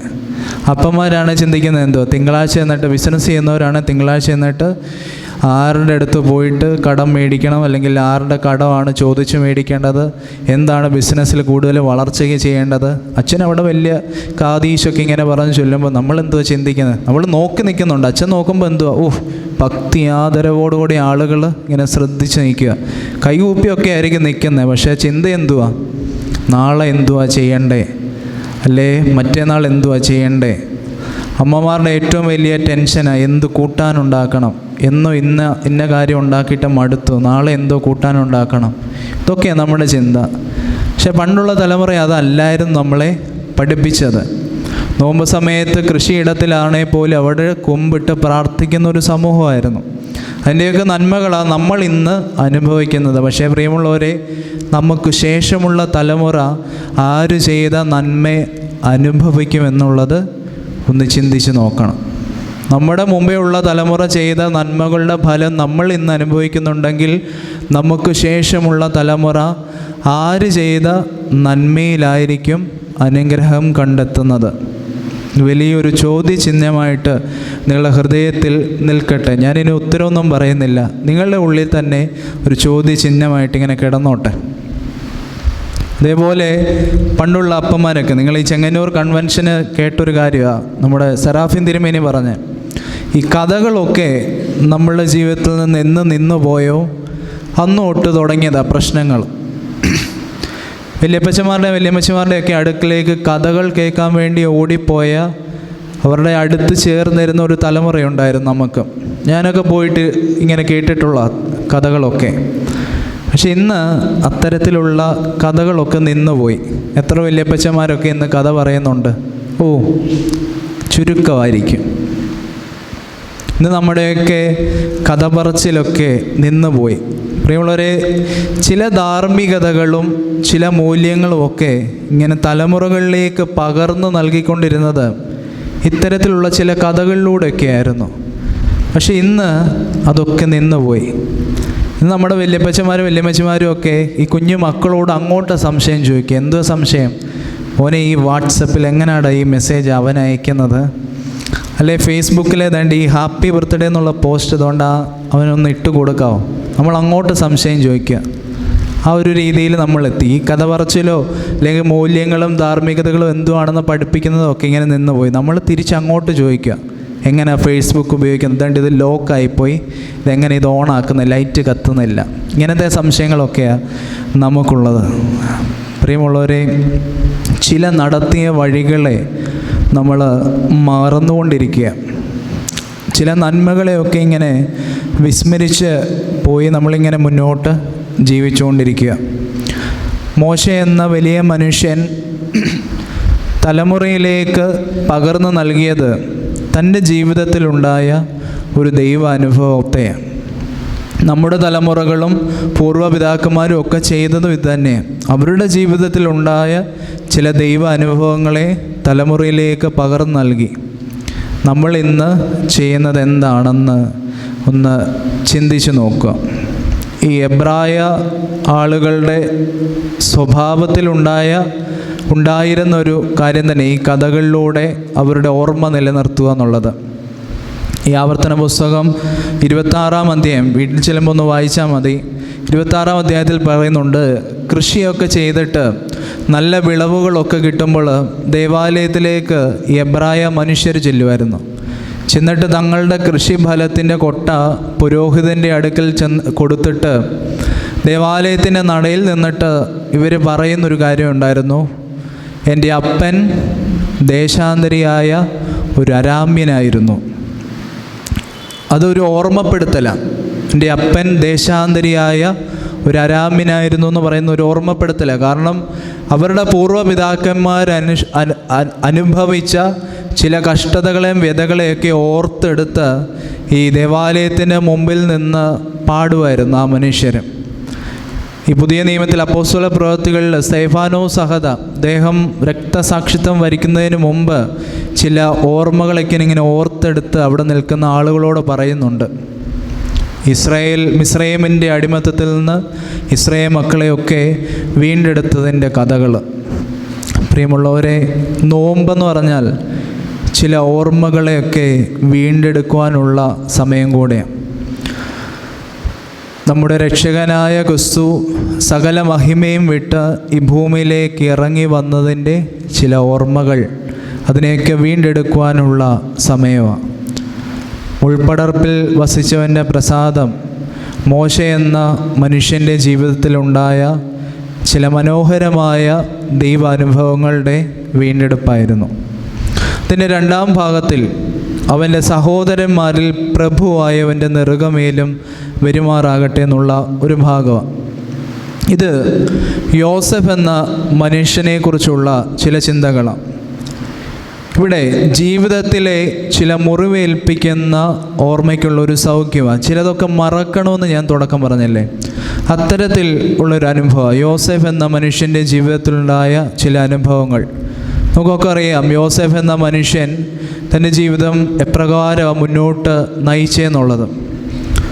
തൻ്റെ സഹോദരന്മാരൊക്കെ തള്ളിക്കളയുന്നുണ്ട്, പൊട്ടക്കിണറ്റിലിടുന്നുണ്ട്, മറ്റുള്ളവർക്ക് വിൽക്കുന്നുണ്ട്. എന്നിട്ട് വേറൊരു ദേശത്തേക്ക് ചെന്നിട്ട് അവിടെയും തന്നെ കാത്തു സൂക്ഷിക്കാം, അല്ലെ തന്നെ ഓർത്തുകൊള്ളാമെന്നൊക്കെ പറഞ്ഞ തടവറയിലുണ്ടായിരുന്ന ഒരു മനുഷ്യൻ ദേഹത്തെ മറന്നു കളയുന്നുണ്ട്. പിന്നീട് ദൈവത്തിൻ്റെ വലിയ കരുണയാൽ ആ ദേശത്തിലെ വലിയൊരു മനുഷ്യനായിട്ട് തീരുന്നുണ്ട്. ഇവിടെ യോസഫ് നമുക്ക് പറഞ്ഞു തരുന്നൊരു പാഠമുണ്ട്. അത് മറക്കുവാനുള്ള പാഠമാണ്, ചിലതൊക്കെ പൊറുക്കുവാനുള്ള പാഠം. മുറിവേൽപ്പിച്ച ഓർമ്മകളെയൊക്കെ മറന്നു കളയുവാൻ സാധിക്കണമെന്നുള്ള ഒരു സന്ദേശം. നമ്മുടെയൊക്കെ ജീവിതത്തിലും ചില മുറിപ്പെടുത്തുന്ന അനുഭവങ്ങളൊക്കെ ഉണ്ടായിട്ടുണ്ട്. നമ്മുടെ പ്രിയപ്പെട്ടവരിൽ നിന്നായിരിക്കാം പലപ്പോഴും നമ്മളെ ഒത്തിരി വേദനിപ്പിക്കുന്ന അനുഭവങ്ങളൊക്കെ. പക്ഷേ നമ്മളിതൊക്കെ മറന്നു കളയാതെ ഇങ്ങനെ ഹൃദയത്തിൽ കൊണ്ടു നടന്നാൽ ഒരിക്കലും മനോഹരമായി മുന്നോട്ട് ജീവിക്കുവാൻ നമുക്ക് സാധിച്ചെന്ന് വരത്തില്ല. അതുകൊണ്ടാണ് വേദപുസ്തകം നമ്മളെ പഠിപ്പിക്കുന്നത് ചില ഓർമ്മകളെ ഒക്കെ മറന്നു കളയാൻ സാധിക്കണം. ഇവിടെ യോസഫ് എന്ന മനുഷ്യൻ തൻ്റെ ജീവിതത്തിലുണ്ടായ മുറിപ്പെടുത്തുന്ന അനുഭവങ്ങളെയൊക്കെ മറന്നു കളയുന്നതാണ് കണ്ടത്. തൻ്റെ സഹോദരന്മാരൊക്കെ തന്നെ ഉപദ്രവിച്ചപ്പോഴും ആരോരും ഇല്ലാതിരുന്നിട്ടും നല്ലൊരു നിലയിൽ എത്തിയപ്പോൾ ഈ മനുഷ്യൻ തൻ്റെ സഹോദരന്മാരെയും അപ്പനെയൊക്കെ തൻ്റെ ദേശത്തിലേക്ക്, അവർക്കൊരു സങ്കടം ഉണ്ടായപ്പോൾ തൻ്റെ ദേശത്തിലേക്ക് വിളിച്ചു വരുത്തി അവരെ സംരക്ഷിക്കുന്ന ഒരു ചിത്രമാണ് നമ്മൾ കാണുന്നത്. ഈ വേദഭാഗത്തിലൂടെ പോയപ്പോൾ ഇങ്ങനെ ചിന്തിച്ചു നോക്കി, ഇന്നത്തെ കാലഘട്ടത്തിലായിരുന്നു യോസേഫ് എന്ന മനുഷ്യന് ഈ അവസ്ഥ വന്നിരുന്നെങ്കിൽ എന്തായിരിക്കാം അവസ്ഥ എന്നുള്ളത്. ഉറപ്പായിട്ടും യോസേഫ് ആളെ വിട്ട് തൻ്റെ അപ്പനെയും സഹോദരന്മാരെയും വിളിച്ചു വരുത്തിയിട്ട് അടിച്ചേന്, ഉറപ്പായിട്ടും. കാരണം ആ ഒരു കാലഘട്ടത്തിലാണ് നമ്മൾ ഇന്ന് ആയിരിക്കുന്നത്. ഈ 2025 തുടങ്ങിയ ഇപ്പോൾ ഒരു 3 മാസം ആകാറായി. ഈ 3 മാസവും നമ്മൾ കണ്ടത് എന്തോ, ഓരോ പത്രം എടുത്ത് നോക്കുമ്പോൾ ചോരയുടെ മണോ, ഇന്നയാളെ വെട്ടിയെന്നൊക്കെ പറഞ്ഞ് ചോരയുടെ ഗന്ധമാണ് ഓരോ ദിവസത്തെ പത്രം ഇങ്ങനെ നോക്കുമ്പോഴും. നമ്മൾ ജീവിക്കുന്ന കാലഘട്ടത്തിൻ്റെ ഒരു പ്രത്യേകതയാണ്. മക്കൾ അമ്മയപ്പന്മാരെ തിരിച്ചറിയാതെ പോകുന്നു, സഹോദരങ്ങളെ തിരിച്ചറിയാതെ പോകുന്നു, കൂട്ടുകാരെ തിരിച്ചറിയാതെ പോകുന്നു. അവരോടൊക്കെ ക്ഷമിക്കുവാനോ പൊറുക്കുവാനോ സാധിക്കാതെ ചില മുറിപ്പെടുത്തുന്ന അനുഭവങ്ങളെ ഹൃദയത്തിലിട്ട് കൊണ്ടു നടന്ന് തരം കിട്ടിയാൽ പ്രതികാരം ചെയ്യുന്ന ഒരു സമൂഹമായിട്ട് നമ്മളൊക്കെ ഇങ്ങനെ മാറ്റപ്പെട്ടുകൊണ്ടിരിക്കുക. ഇവിടാണ് നോമ്പ് കാലത്ത് യോസഫ് എന്ന മനുഷ്യൻ നമ്മളെ പൊറുക്കുവാൻ പഠിപ്പിക്കുന്നത്. KM ജോർജ് അച്ഛൻ്റെ ഒരു പുസ്തകമുണ്ട്, നോമ്പൊരു തീർത്ഥാടനം എന്നുള്ള പുസ്തകം. അതിനകത്ത് പൊറുക്കുക എന്ന വാക്കിന് അദ്ദേഹം കുറിച്ച് വെക്കുന്ന 3 അർത്ഥങ്ങളുണ്ട്. ഒന്ന്, നമ്മൾ സ്വർഗസ്ഥനായ ഞങ്ങളുടെ പിതാവേ എന്നുള്ള പ്രാർത്ഥന ചൊല്ലുമ്പോൾ അതിനകത്ത് നമ്മൾ പ്രാർത്ഥിക്കും എന്തുവാ, കടക്കാരോട് ഞങ്ങൾ ക്ഷമിച്ചതുപോലെ കടങ്ങളും പാപങ്ങളും ക്ഷമിക്കണമേ. അപ്പോൾ പൊറുക്കുക എന്നുള്ളതിന് ക്ഷമിക്കുക എന്നൊരർത്ഥമുണ്ട്. രണ്ടാമത്, രോഗം അല്ലെങ്കിൽ മുറിവ് എന്നിവയ്ക്ക് വരുന്ന സൗഖ്യം, അതിനും പൊറുക്കുക എന്നുള്ളൊരു കൊളോക്കിയൽ പദമായിരുന്നു നമ്മൾ ഉപയോഗിച്ചുകൊണ്ടിരുന്നത്. എന്തെങ്കിലും രോഗമോ മുറിവോ ഒക്കെ വന്നിട്ട് അതിന് ശമനം വന്നാൽ അത് പൊറുത്തു അല്ലെങ്കിൽ പൊറുക്കുക എന്നുള്ളൊരു പദമായിരുന്നു. അതേപോലെ പണ്ടുള്ള ഒരു ഉപയോഗമായിരുന്നു, 2 മനുഷ്യർ ഒരുമിച്ച് താമസിക്കുകയാണെങ്കിൽ എന്തുവാ നമ്മൾ പറഞ്ഞിരുന്നേ, അവരൊരുമിച്ചാണ് പൊറുക്കുന്നതെന്ന് നമ്മൾ പറയുമായിരുന്നു. അവരൊരുമിച്ചാണ് പൊറുക്കുന്നത്. ഒരുമിച്ച് താമസിക്കുക എന്നുള്ള ഒരർത്ഥം കൂടിയുണ്ട്. അതുകൊണ്ട് ഈ 3 പദങ്ങളെ അല്ലെങ്കിൽ ഈ 3 അർത്ഥങ്ങളെ ഒന്ന് ചേർത്ത് വയ്ക്കുമ്പോൾ മനോഹരമായിട്ടുള്ളൊരർത്ഥം കിട്ടും. എന്തുവാ, ക്ഷമയും സൗഖ്യവും കൂട്ടായ ജീവിതവും ഒരുമിച്ച് വരുന്നതിനെയാണ് പൊറുക്കുക എന്നുള്ള ഒരു വാക്ക് സൂചിപ്പിക്കുന്നത്.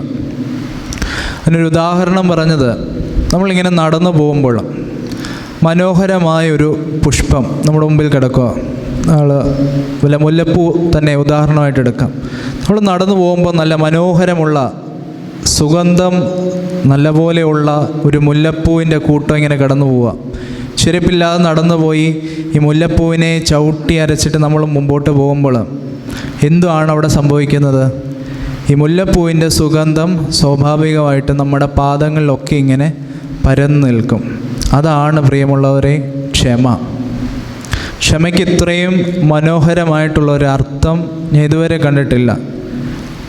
ഒരു ഉദാഹരണത്തിലൂടെ എന്താണ് ക്ഷമയെന്ന് പഠിപ്പിക്കുന്നത്.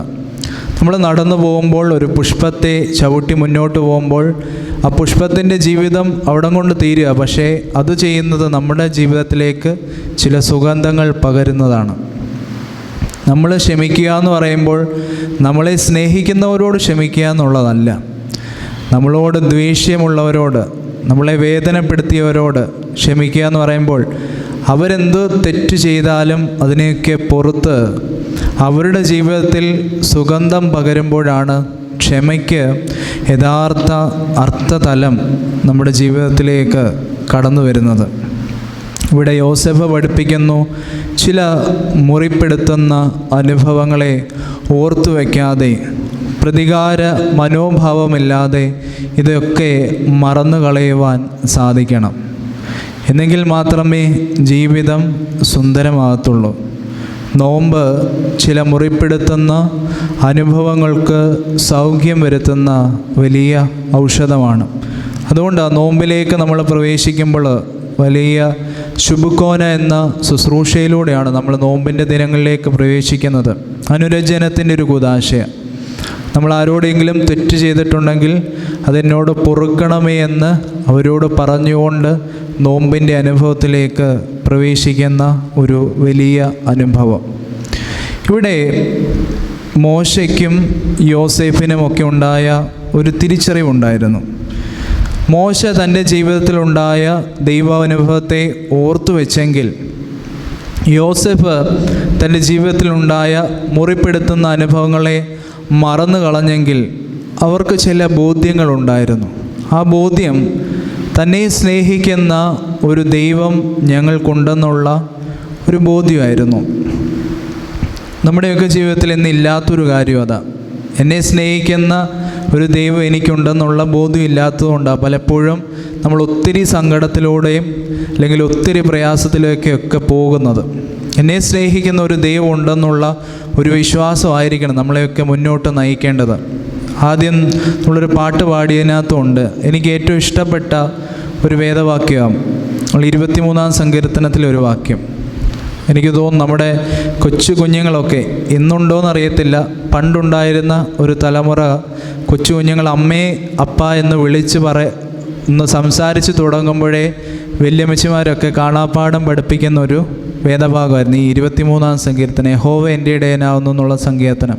ഇന്ന് എത്ര വീടുകളിൽ അതൊക്കെ പഠിപ്പിക്കുന്നുണ്ടെന്നുള്ളത് ചോദ്യചിഹ്നം. അതിൽ ഒരു വാക്യമുണ്ട്, കൂരിരുൾ താഴ്വരയിൽ കൂടെ നടന്നാലും ഞാനൊരു അനർത്ഥവും ഭയപ്പെടുകയില്ല. കൂരിരുൾ താഴ്വരയിൽ കൂടെ നടന്നാലും ഞാനൊരു അനർത്ഥവും ഭയപ്പെടുകയില്ല. ഇത് സത്യത്തിൽ പ്രിയമുള്ളവരെ വലിയൊരു ബോധ്യത്തിൽ നിന്നുണ്ടാകുന്ന ഒരു വാക്യം. എന്നെ സ്നേഹിക്കുന്ന ഒരു ദൈവമുണ്ടെന്നുള്ള ഒരു വലിയ ബോധ്യം. ഞാൻ എത്ര അന്ധകാരത്തിൽ പെട്ടുപോയാലും, അന്ധകാരവും നമുക്ക് അറിയാം, നമ്മൾ വീട്ടിൽ ഒന്ന് കരണ്ട് പോകുമ്പോഴുള്ള അവസ്ഥ, അന്ധകാരവും കൂരിരുളെന്നൊക്കെ പറയുമ്പോൾ നമ്മളിങ്ങനെ ചിന്തിക്കത്തില്ല, നമ്മൾ ജസ്റ്റ് ഇങ്ങനെ ലിറ്ററായിട്ടിങ്ങനെ പറഞ്ഞു പോകും, കൂരിരുൾ താഴ്വരയിൽ കൂടി നടന്നാലും എന്നുള്ളത്.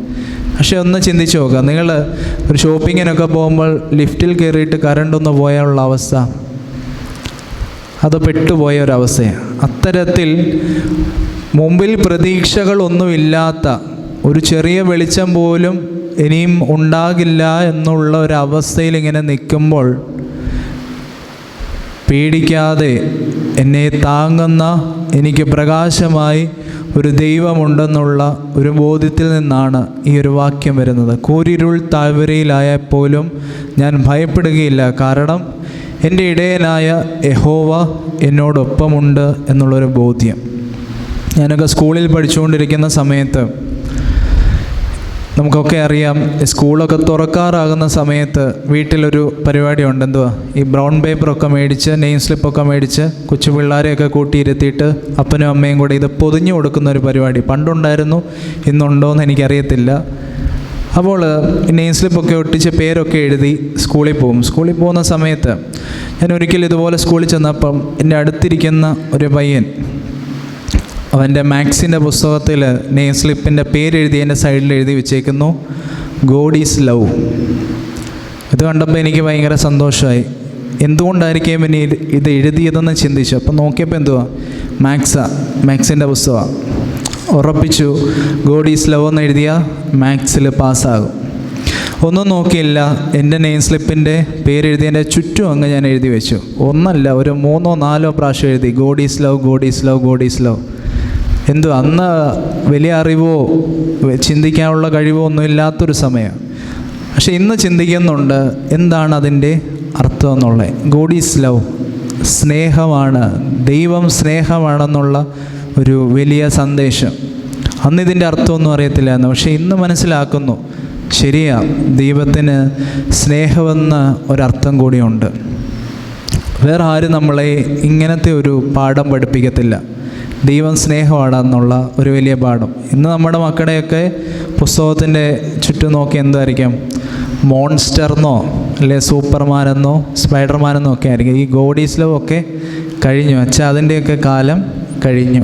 ആയിട്ട് മാത്രം നൽകപ്പെട്ട ഒരു ദൈവമുണ്ട് എന്നുള്ള വലിയ സന്ദേശം. നീ എത്ര തെറ്റ് ചെയ്താലും എത്ര കുഴിയിൽ പെട്ടുപോയാലും നിന്നെ ചേർത്ത് നിർത്താൻ ഒരു ദൈവം പ്രത്യാശയുടെ തീരത്ത് നിൽക്കുന്നുണ്ടെന്നുള്ള ഒരു വലിയ സന്ദേശം. ഇത് മറ്റൊരു മതത്തിലും നൽകുന്ന സന്ദേശമല്ല, ക്രിസ്ത്യാനികൾക്ക് മാത്രം ചേർത്ത് വെക്കുവാൻ പറ്റിയ ഒരു സന്ദേശമാണ്. നോമ്പിൻ്റെ കാലഘട്ടത്തിൽ നിങ്ങളിന്ന് ഈ ദേവാലയത്തിൻ്റെ പടിയിറങ്ങി പോകുമ്പോൾ ഞാൻ ആദ്യം സൂചിപ്പിച്ചതുപോലെ ഇപ്പോൾ കുറേ കാര്യങ്ങളിങ്ങനെ പറഞ്ഞു. ഒരു കാര്യം മാത്രം ഓർത്താൽ മതി, ചില കാര്യങ്ങളൊക്കെ ഓർക്കുവാനും ചില കാര്യങ്ങളെയൊക്കെ ജീവിതത്തിൽ നിന്ന് മറന്നു കളയുവാനും നമുക്ക് സാധിക്കണം. ദൈവാനുഭവങ്ങളെ നമ്മളിൽ നിന്ന് നമ്മുടെ തലമുറയിലേക്ക് പകർന്നു നൽകുവാൻ സാധിക്കണം.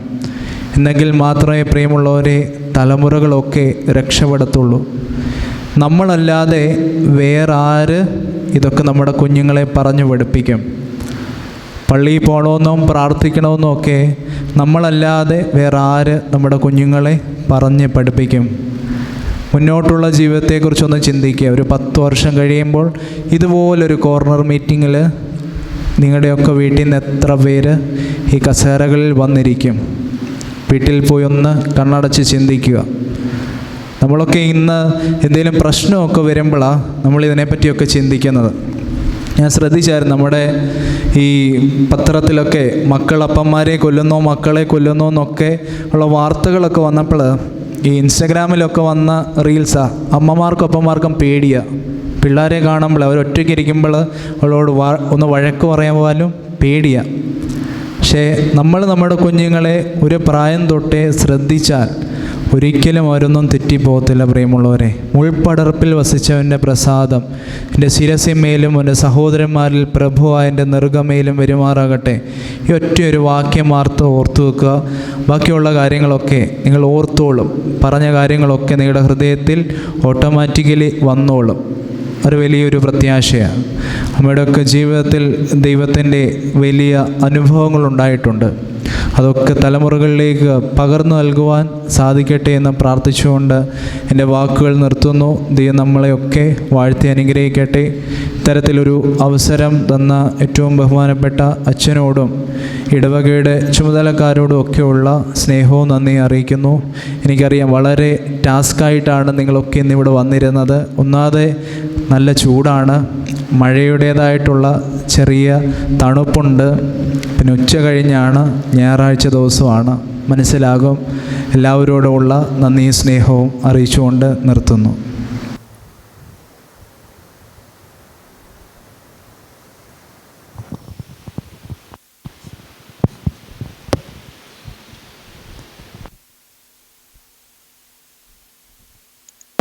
ശക്തിയോടെ ജീവിപ്പാൻ ആത്മാ നൽവരങ്ങൾ നിത്യവും പ്രകാശിപ്പാൻ ആത്മനായക നിരന്തരമാ എന്നിലാത്മദാനങ്ങൾ ആത്മനായക നിരന്തരമാ എന്നിലാത്മദാനങ്ങൾ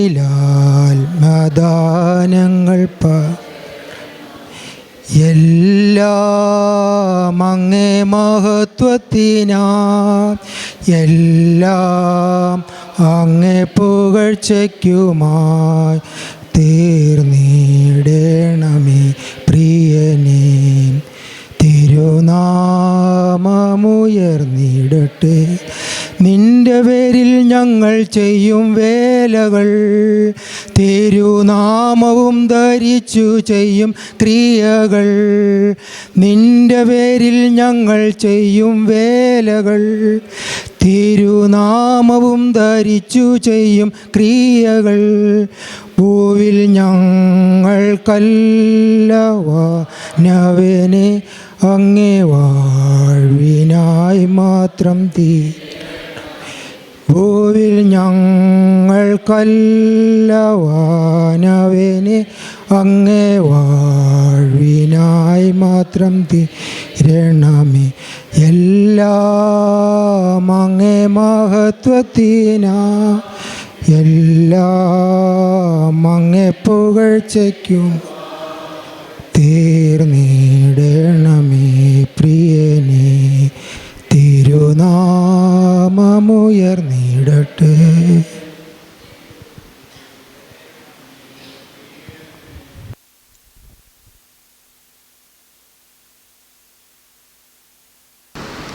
പ്രത്യേക ഇപ്പോൾ നന്ദി രേഖപ്പെടുത്തുവാൻ തക്കവണ്ണം സെൻറ്റ് ജോർജ് പ്രാർത്ഥനയോഗത്തിലെ അംഗവും പ്രത്യേകാൽ ചെങ്ങന്നൂർ സെൻറ്റ് ഇഗ്നേഷ്യസ് കത്തീഡ്രൽ ദേവാലയത്തിൻ്റെ പ്രധാന ശുശ്രൂഷകനുമായിരിക്കുന്ന രാജു അവറുകളെ ക്ഷണിക്കുന്നു.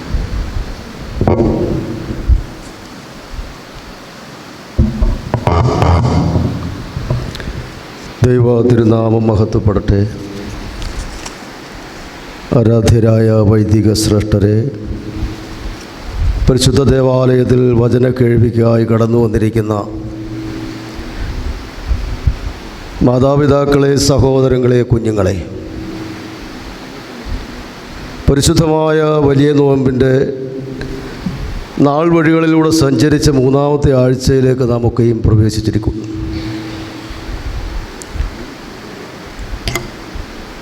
ഈ തീർത്ഥാടനത്തിൽ നമ്മൾ ആദ്യം തന്നെ ഒരു വിരുന്നു ഭവനം സന്ദർശിക്കുകയുണ്ടായി. നമുക്കെല്ലാവർക്കും അറിയാം, കാനാവിലെ കല്യാണ ഭവനം. കാനാവിലെ കല്യാണ ഭവനം സന്ദർശിച്ചാണ് നാം ഈ തീർത്ഥാടനത്തിലൂടെ ഉദ്ധിതനായ ക്രിസ്തുവിനെ അന്വേഷിച്ച് പോകുന്നത്. പ്രിയമുള്ളവരെ, കാനാവിലെ കല്യാണ വിരുന്ന് ആ ഭവനത്തിൽ ഒരു 5 പ്രധാനപ്പെട്ട കാര്യങ്ങൾ നമുക്കവിടെ നിന്ന് മനസ്സാക്കുവാനുണ്ട്.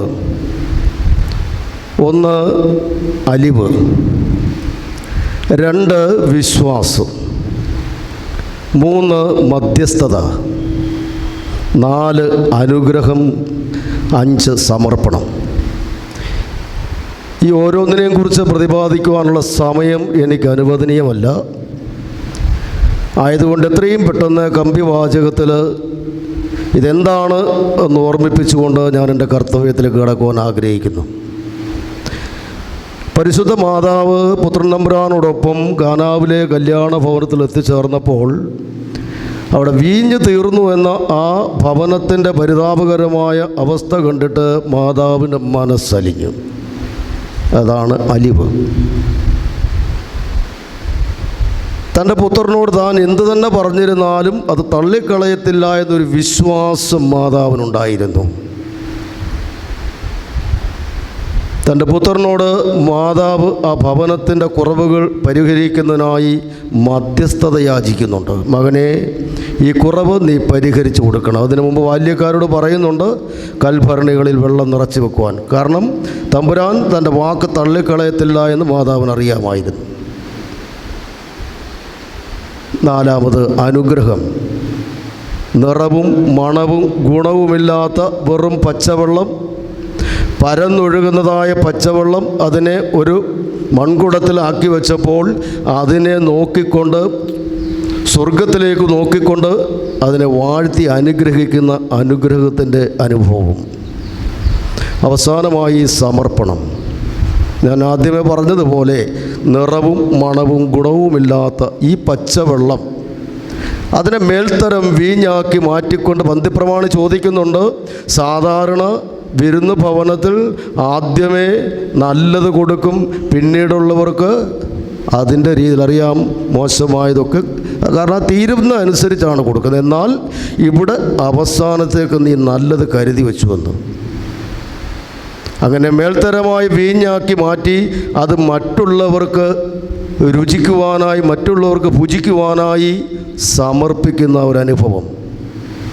പ്രിയമുള്ളവരെ, ഈ നോയമ്പിലൂടെ ഉദ്ധിതനായ ക്രിസ്തുവിനെ അന്വേഷിച്ച് നാം പോകുമ്പോൾ നമ്മെ തന്നെ സ്വയം സമർപ്പിച്ച് നിറവും മണവും ഗുണവുമില്ലാത്ത പച്ചവെള്ളമാകുന്ന നമ്മെ ഓരോരുത്തരെയും തമ്പുരാൻ നിറവും മണവും ഗുണവുമുള്ള മേൽത്തരം വീഞ്ഞാക്കി മാറ്റി മറ്റുള്ളവർക്ക് ഉപകാരപ്രദമാകുന്ന ഒരു ജീവിതമാക്കി മാറ്റുവാൻ തക്കവണ്ണം ദൈവം നമ്മയൊക്കെ അനുഗ്രഹിക്കട്ടെ എന്ന് പ്രാർത്ഥിച്ച് ആശംസിച്ചുകൊണ്ട് ഞാൻ എൻ്റെ കർത്തവ്യത്തിലേക്ക് കടക്കുകയാണ്. അധ്യക്ഷപദം അലങ്കരിക്കുന്ന ഇടവകയുടെ വികാരി ആദരണീയനായ പ്രിൻസ് അച്ഛൻ വളരെ സൗമ്യനാണ്, എപ്പോഴും പുഞ്ചിരിക്കുന്ന മുഖമാണ്. ഈ 3 വർഷം എനിക്ക് തോന്നേണ്ട ഇനി 2 മാസം കൂടെ ഉള്ളൂ. വൈദികരുടെ ട്രാൻസ്ഫറാണ്. ഈ 3 വർഷക്കാലം ഈ ഇടവകയെ മേൽക്കുമേൽ ഉന്നതിയിലേക്ക് ആത്മീയമായി ഒരുപാട് കൈപിടിച്ച് നടത്തി നമ്മയൊക്കെ അനുഗ്രഹിച്ച ആദരണീയനായ പ്രിൻസ് അച്ഛനോടുള്ള നന്ദി സെൻറ്റ് ജോർജ് പ്രാർത്ഥന യോഗത്തിന് വേണ്ടി ഈ സമയം സമർപ്പിക്കുകയാണ്. അടുത്തത് വചനം ഘോഷിച്ച ബഹുമാന്യനായ മാത്യു ടി ജോസഫ് അച്ഛനാണ്. സിജോ അച്ഛൻ പറഞ്ഞല്ലോ, മെഴുവേലി ഹോളി ഇന്നസെൻ്റ് സ്വദേശിയാണ്, കൊച്ചച്ഛനാണ്. പട്ടം കെട്ടിയിട്ട് ഇത്ര കാലമേ ആയുള്ളൂ. എങ്കിലും ആവർത്തന പുസ്തകം 33-ാം അധ്യായം അതിൻ്റെ 16-ാം വാക്യം, മുൾപ്പടർപ്പിൽ വസിച്ചവൻ്റെ പ്രസാദം, വളരെ മനോഹരമായി അതിൽ നിന്നും കുറേ കാര്യങ്ങൾ ഉദ്ധരിച്ച് മോശയുടെ ജീവിതത്തെക്കുറിച്ചൊക്കെ നമ്മുടെ മുമ്പിൽ ഒരു ചിത്രം വരച്ച് കാണിച്ച് ഈ നോമ്പിനെക്കുറിച്ച് പ്രതിപാദിച്ച വന്യ വൈദിക ശ്രേഷ്ഠന് സെൻറ്റ് ജോർജ് പ്രാർത്ഥനാ യോഗത്തിൻ്റെ ഇവിടെ കൂടി വന്നിരിക്കുന്ന എല്ലാവരുടെയും നാമത്തിലുള്ളതായ നിശ്ചീമമായ നന്ദി ഈ അവസരം രേഖപ്പെടുത്തുകയാണ്. വചന കേൾവിക്കായി ഈ ആലയത്തിലേക്ക് കടന്നു വന്ന എല്ലാ പ്രിയപ്പെട്ടവരുമേ, മാതാപിതാക്കൾ, സഹോദരങ്ങൾ, കുഞ്ഞുങ്ങൾ, നിങ്ങളെല്ലാവരെയും ഈ സെൻറ്റ് ജോർജ് പ്രാർത്ഥനായോഗത്തിൻ്റെ നാമത്തിലുള്ള അഗൈതവുമായ നന്ദിയും സ്നേഹവും സമർപ്പിച്ചുകൊണ്ട്, പ്രത്യേകിച്ച് സെൻറ്റ് ജോർജ് പ്രാർത്ഥനായോഗത്തിൻ്റെ സെക്രട്ടറിയായി വർഷങ്ങളായി ഇത് കൈകാര്യം ചെയ്യുന്ന ബഹുമാന്യനായ ബാവുച്ചായൻ ആര്യപ്പള്ളി, ബാവുച്ചായന് എത്ര പറഞ്ഞാലും നന്ദി പറഞ്ഞാലും മതിയാകില്ല. കാരണം അതുപോലെ ഇതിനു വേണ്ടി ഓടി നടക്കുന്ന ഒരു ദേഹമാണ്. എനിക്കറിയാം, ബാവുച്ചാനോടൊപ്പം അതിന് സപ്പോർട്ട് ചെയ്തുകൊണ്ട് നമ്മുടെ വിജയ ചാക്കോ തമ്പിച്ചായന്, അതുപോലെ തന്നെ കൊക്കുന്നിൽ തങ്കച്ചാൻ, ഇങ്ങനെ കുറേ പേരുണ്ട്, എനിക്കറിയാം. എന്ത് തന്നെ ആയിരുന്നാലും ഇവരൊക്കെയും നന്ദി അർഹിക്കുന്നവരാണ്. ഒരിക്കൽ കൂടി നിങ്ങൾക്ക് എല്ലാവർക്കും, പ്രത്യേകിച്ച് ബാവുച്ചാന്, എൻ്റെ നിസ്സീമമായ നന്ദി സമർപ്പിച്ചുകൊണ്ട് ഞാൻ എൻ്റെ കർത്തവ്യത്തിൽ നിന്ന് പിൻവാങ്ങുന്ന ദൈവം നമ്മയൊക്കെ അനുഗ്രഹിക്കട്ടെ.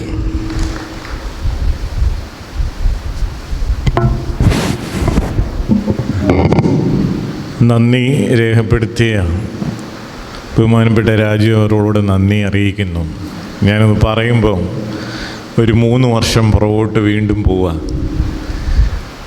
കഴിഞ്ഞ ട്രാൻസ്ഫറിന് മുമ്പ് നോമ്പുകാലം ഇതേപോലെ ഒരു ദിവസം പ്രസംഗിക്കാൻ ജാൾസനച്ചൻ വിളിച്ചു.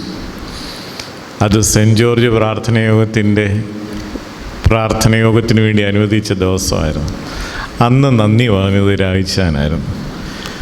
പിന്നീട് ദിവസങ്ങൾക്ക് ശേഷമാണ് ബദേൽ പള്ളിയുടെ വികാരിയായിട്ട് എനിക്ക് ചുമതലയിട്ടത്. അതുകൊണ്ട് ഞാൻ ഈ വരുന്ന അച്ഛന്മാരോടെല്ലാം പറയും, എനിക്ക് ഇങ്ങനൊരു അവസരം ലഭിച്ച കഴിഞ്ഞ ആഴ്ച വന്ന അച്ഛനോടും പറയും, ചിലപ്പോൾ ഈ വർഷം അങ്ങനെ സംഭവിച്ചാൽ വാങ്ങിച്ചോണം എന്ന് പറയും. അതുകൊണ്ട് സിജോച്ചനും ഭാവിയിൽ എന്തെങ്കിലുമൊക്കെ നിങ്ങളുടെ വികാരിയായി സാധ്യതയുള്ള ആളാണ്. ദൈവം അനുഗ്രഹിക്കട്ടെ എന്ന് പ്രാർത്ഥിക്കുന്നു.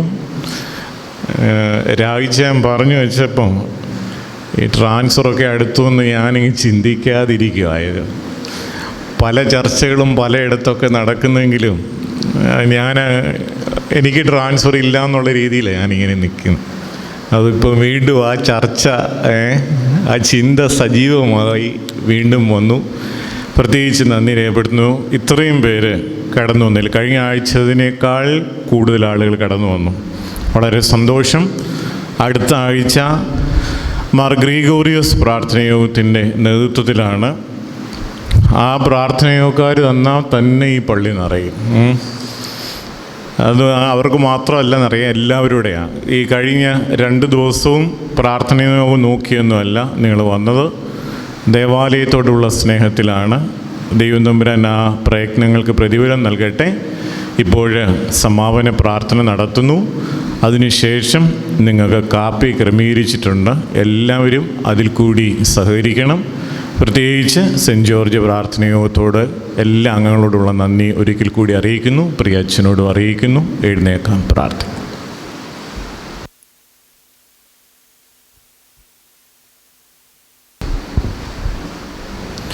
മറക്കുമോ ശുദ്ധമുള്ള പിതാവേ, ശുദ്ധമുള്ള തിരുനാമത്ത ഞങ്ങളെ നീ കാത്തുകൊള്ളണമേ. രക്ഷിതാവായ പുത്ര, ജയമുള്ള സ്ലീബ ഞങ്ങളെ നീ മറച്ചുകൊള്ളണമേ. ശുദ്ധമുള്ള റൂഹ, ശുദ്ധമുള്ള കുടിയിരിപ്പിൻ്റെ ഭവനങ്ങളാ ഞങ്ങളെ നീ ചമിക്കണമേ. ദൈവമായ കർത്താവേ, നീരൂക്കിലും കാലൂക്കിലും എല്ലാ സമയത്തും ദൈവത്വത്തിൻ്റെ ചെറിയ കീഴ് ഞങ്ങളെ മറച്ചുകൊള്ളണമേ.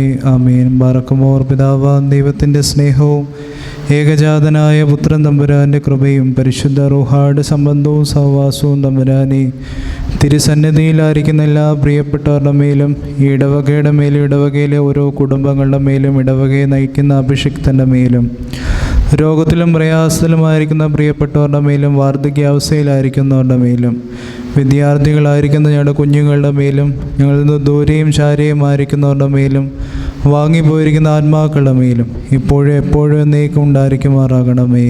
ആമേൻ. Thank you for watching this video.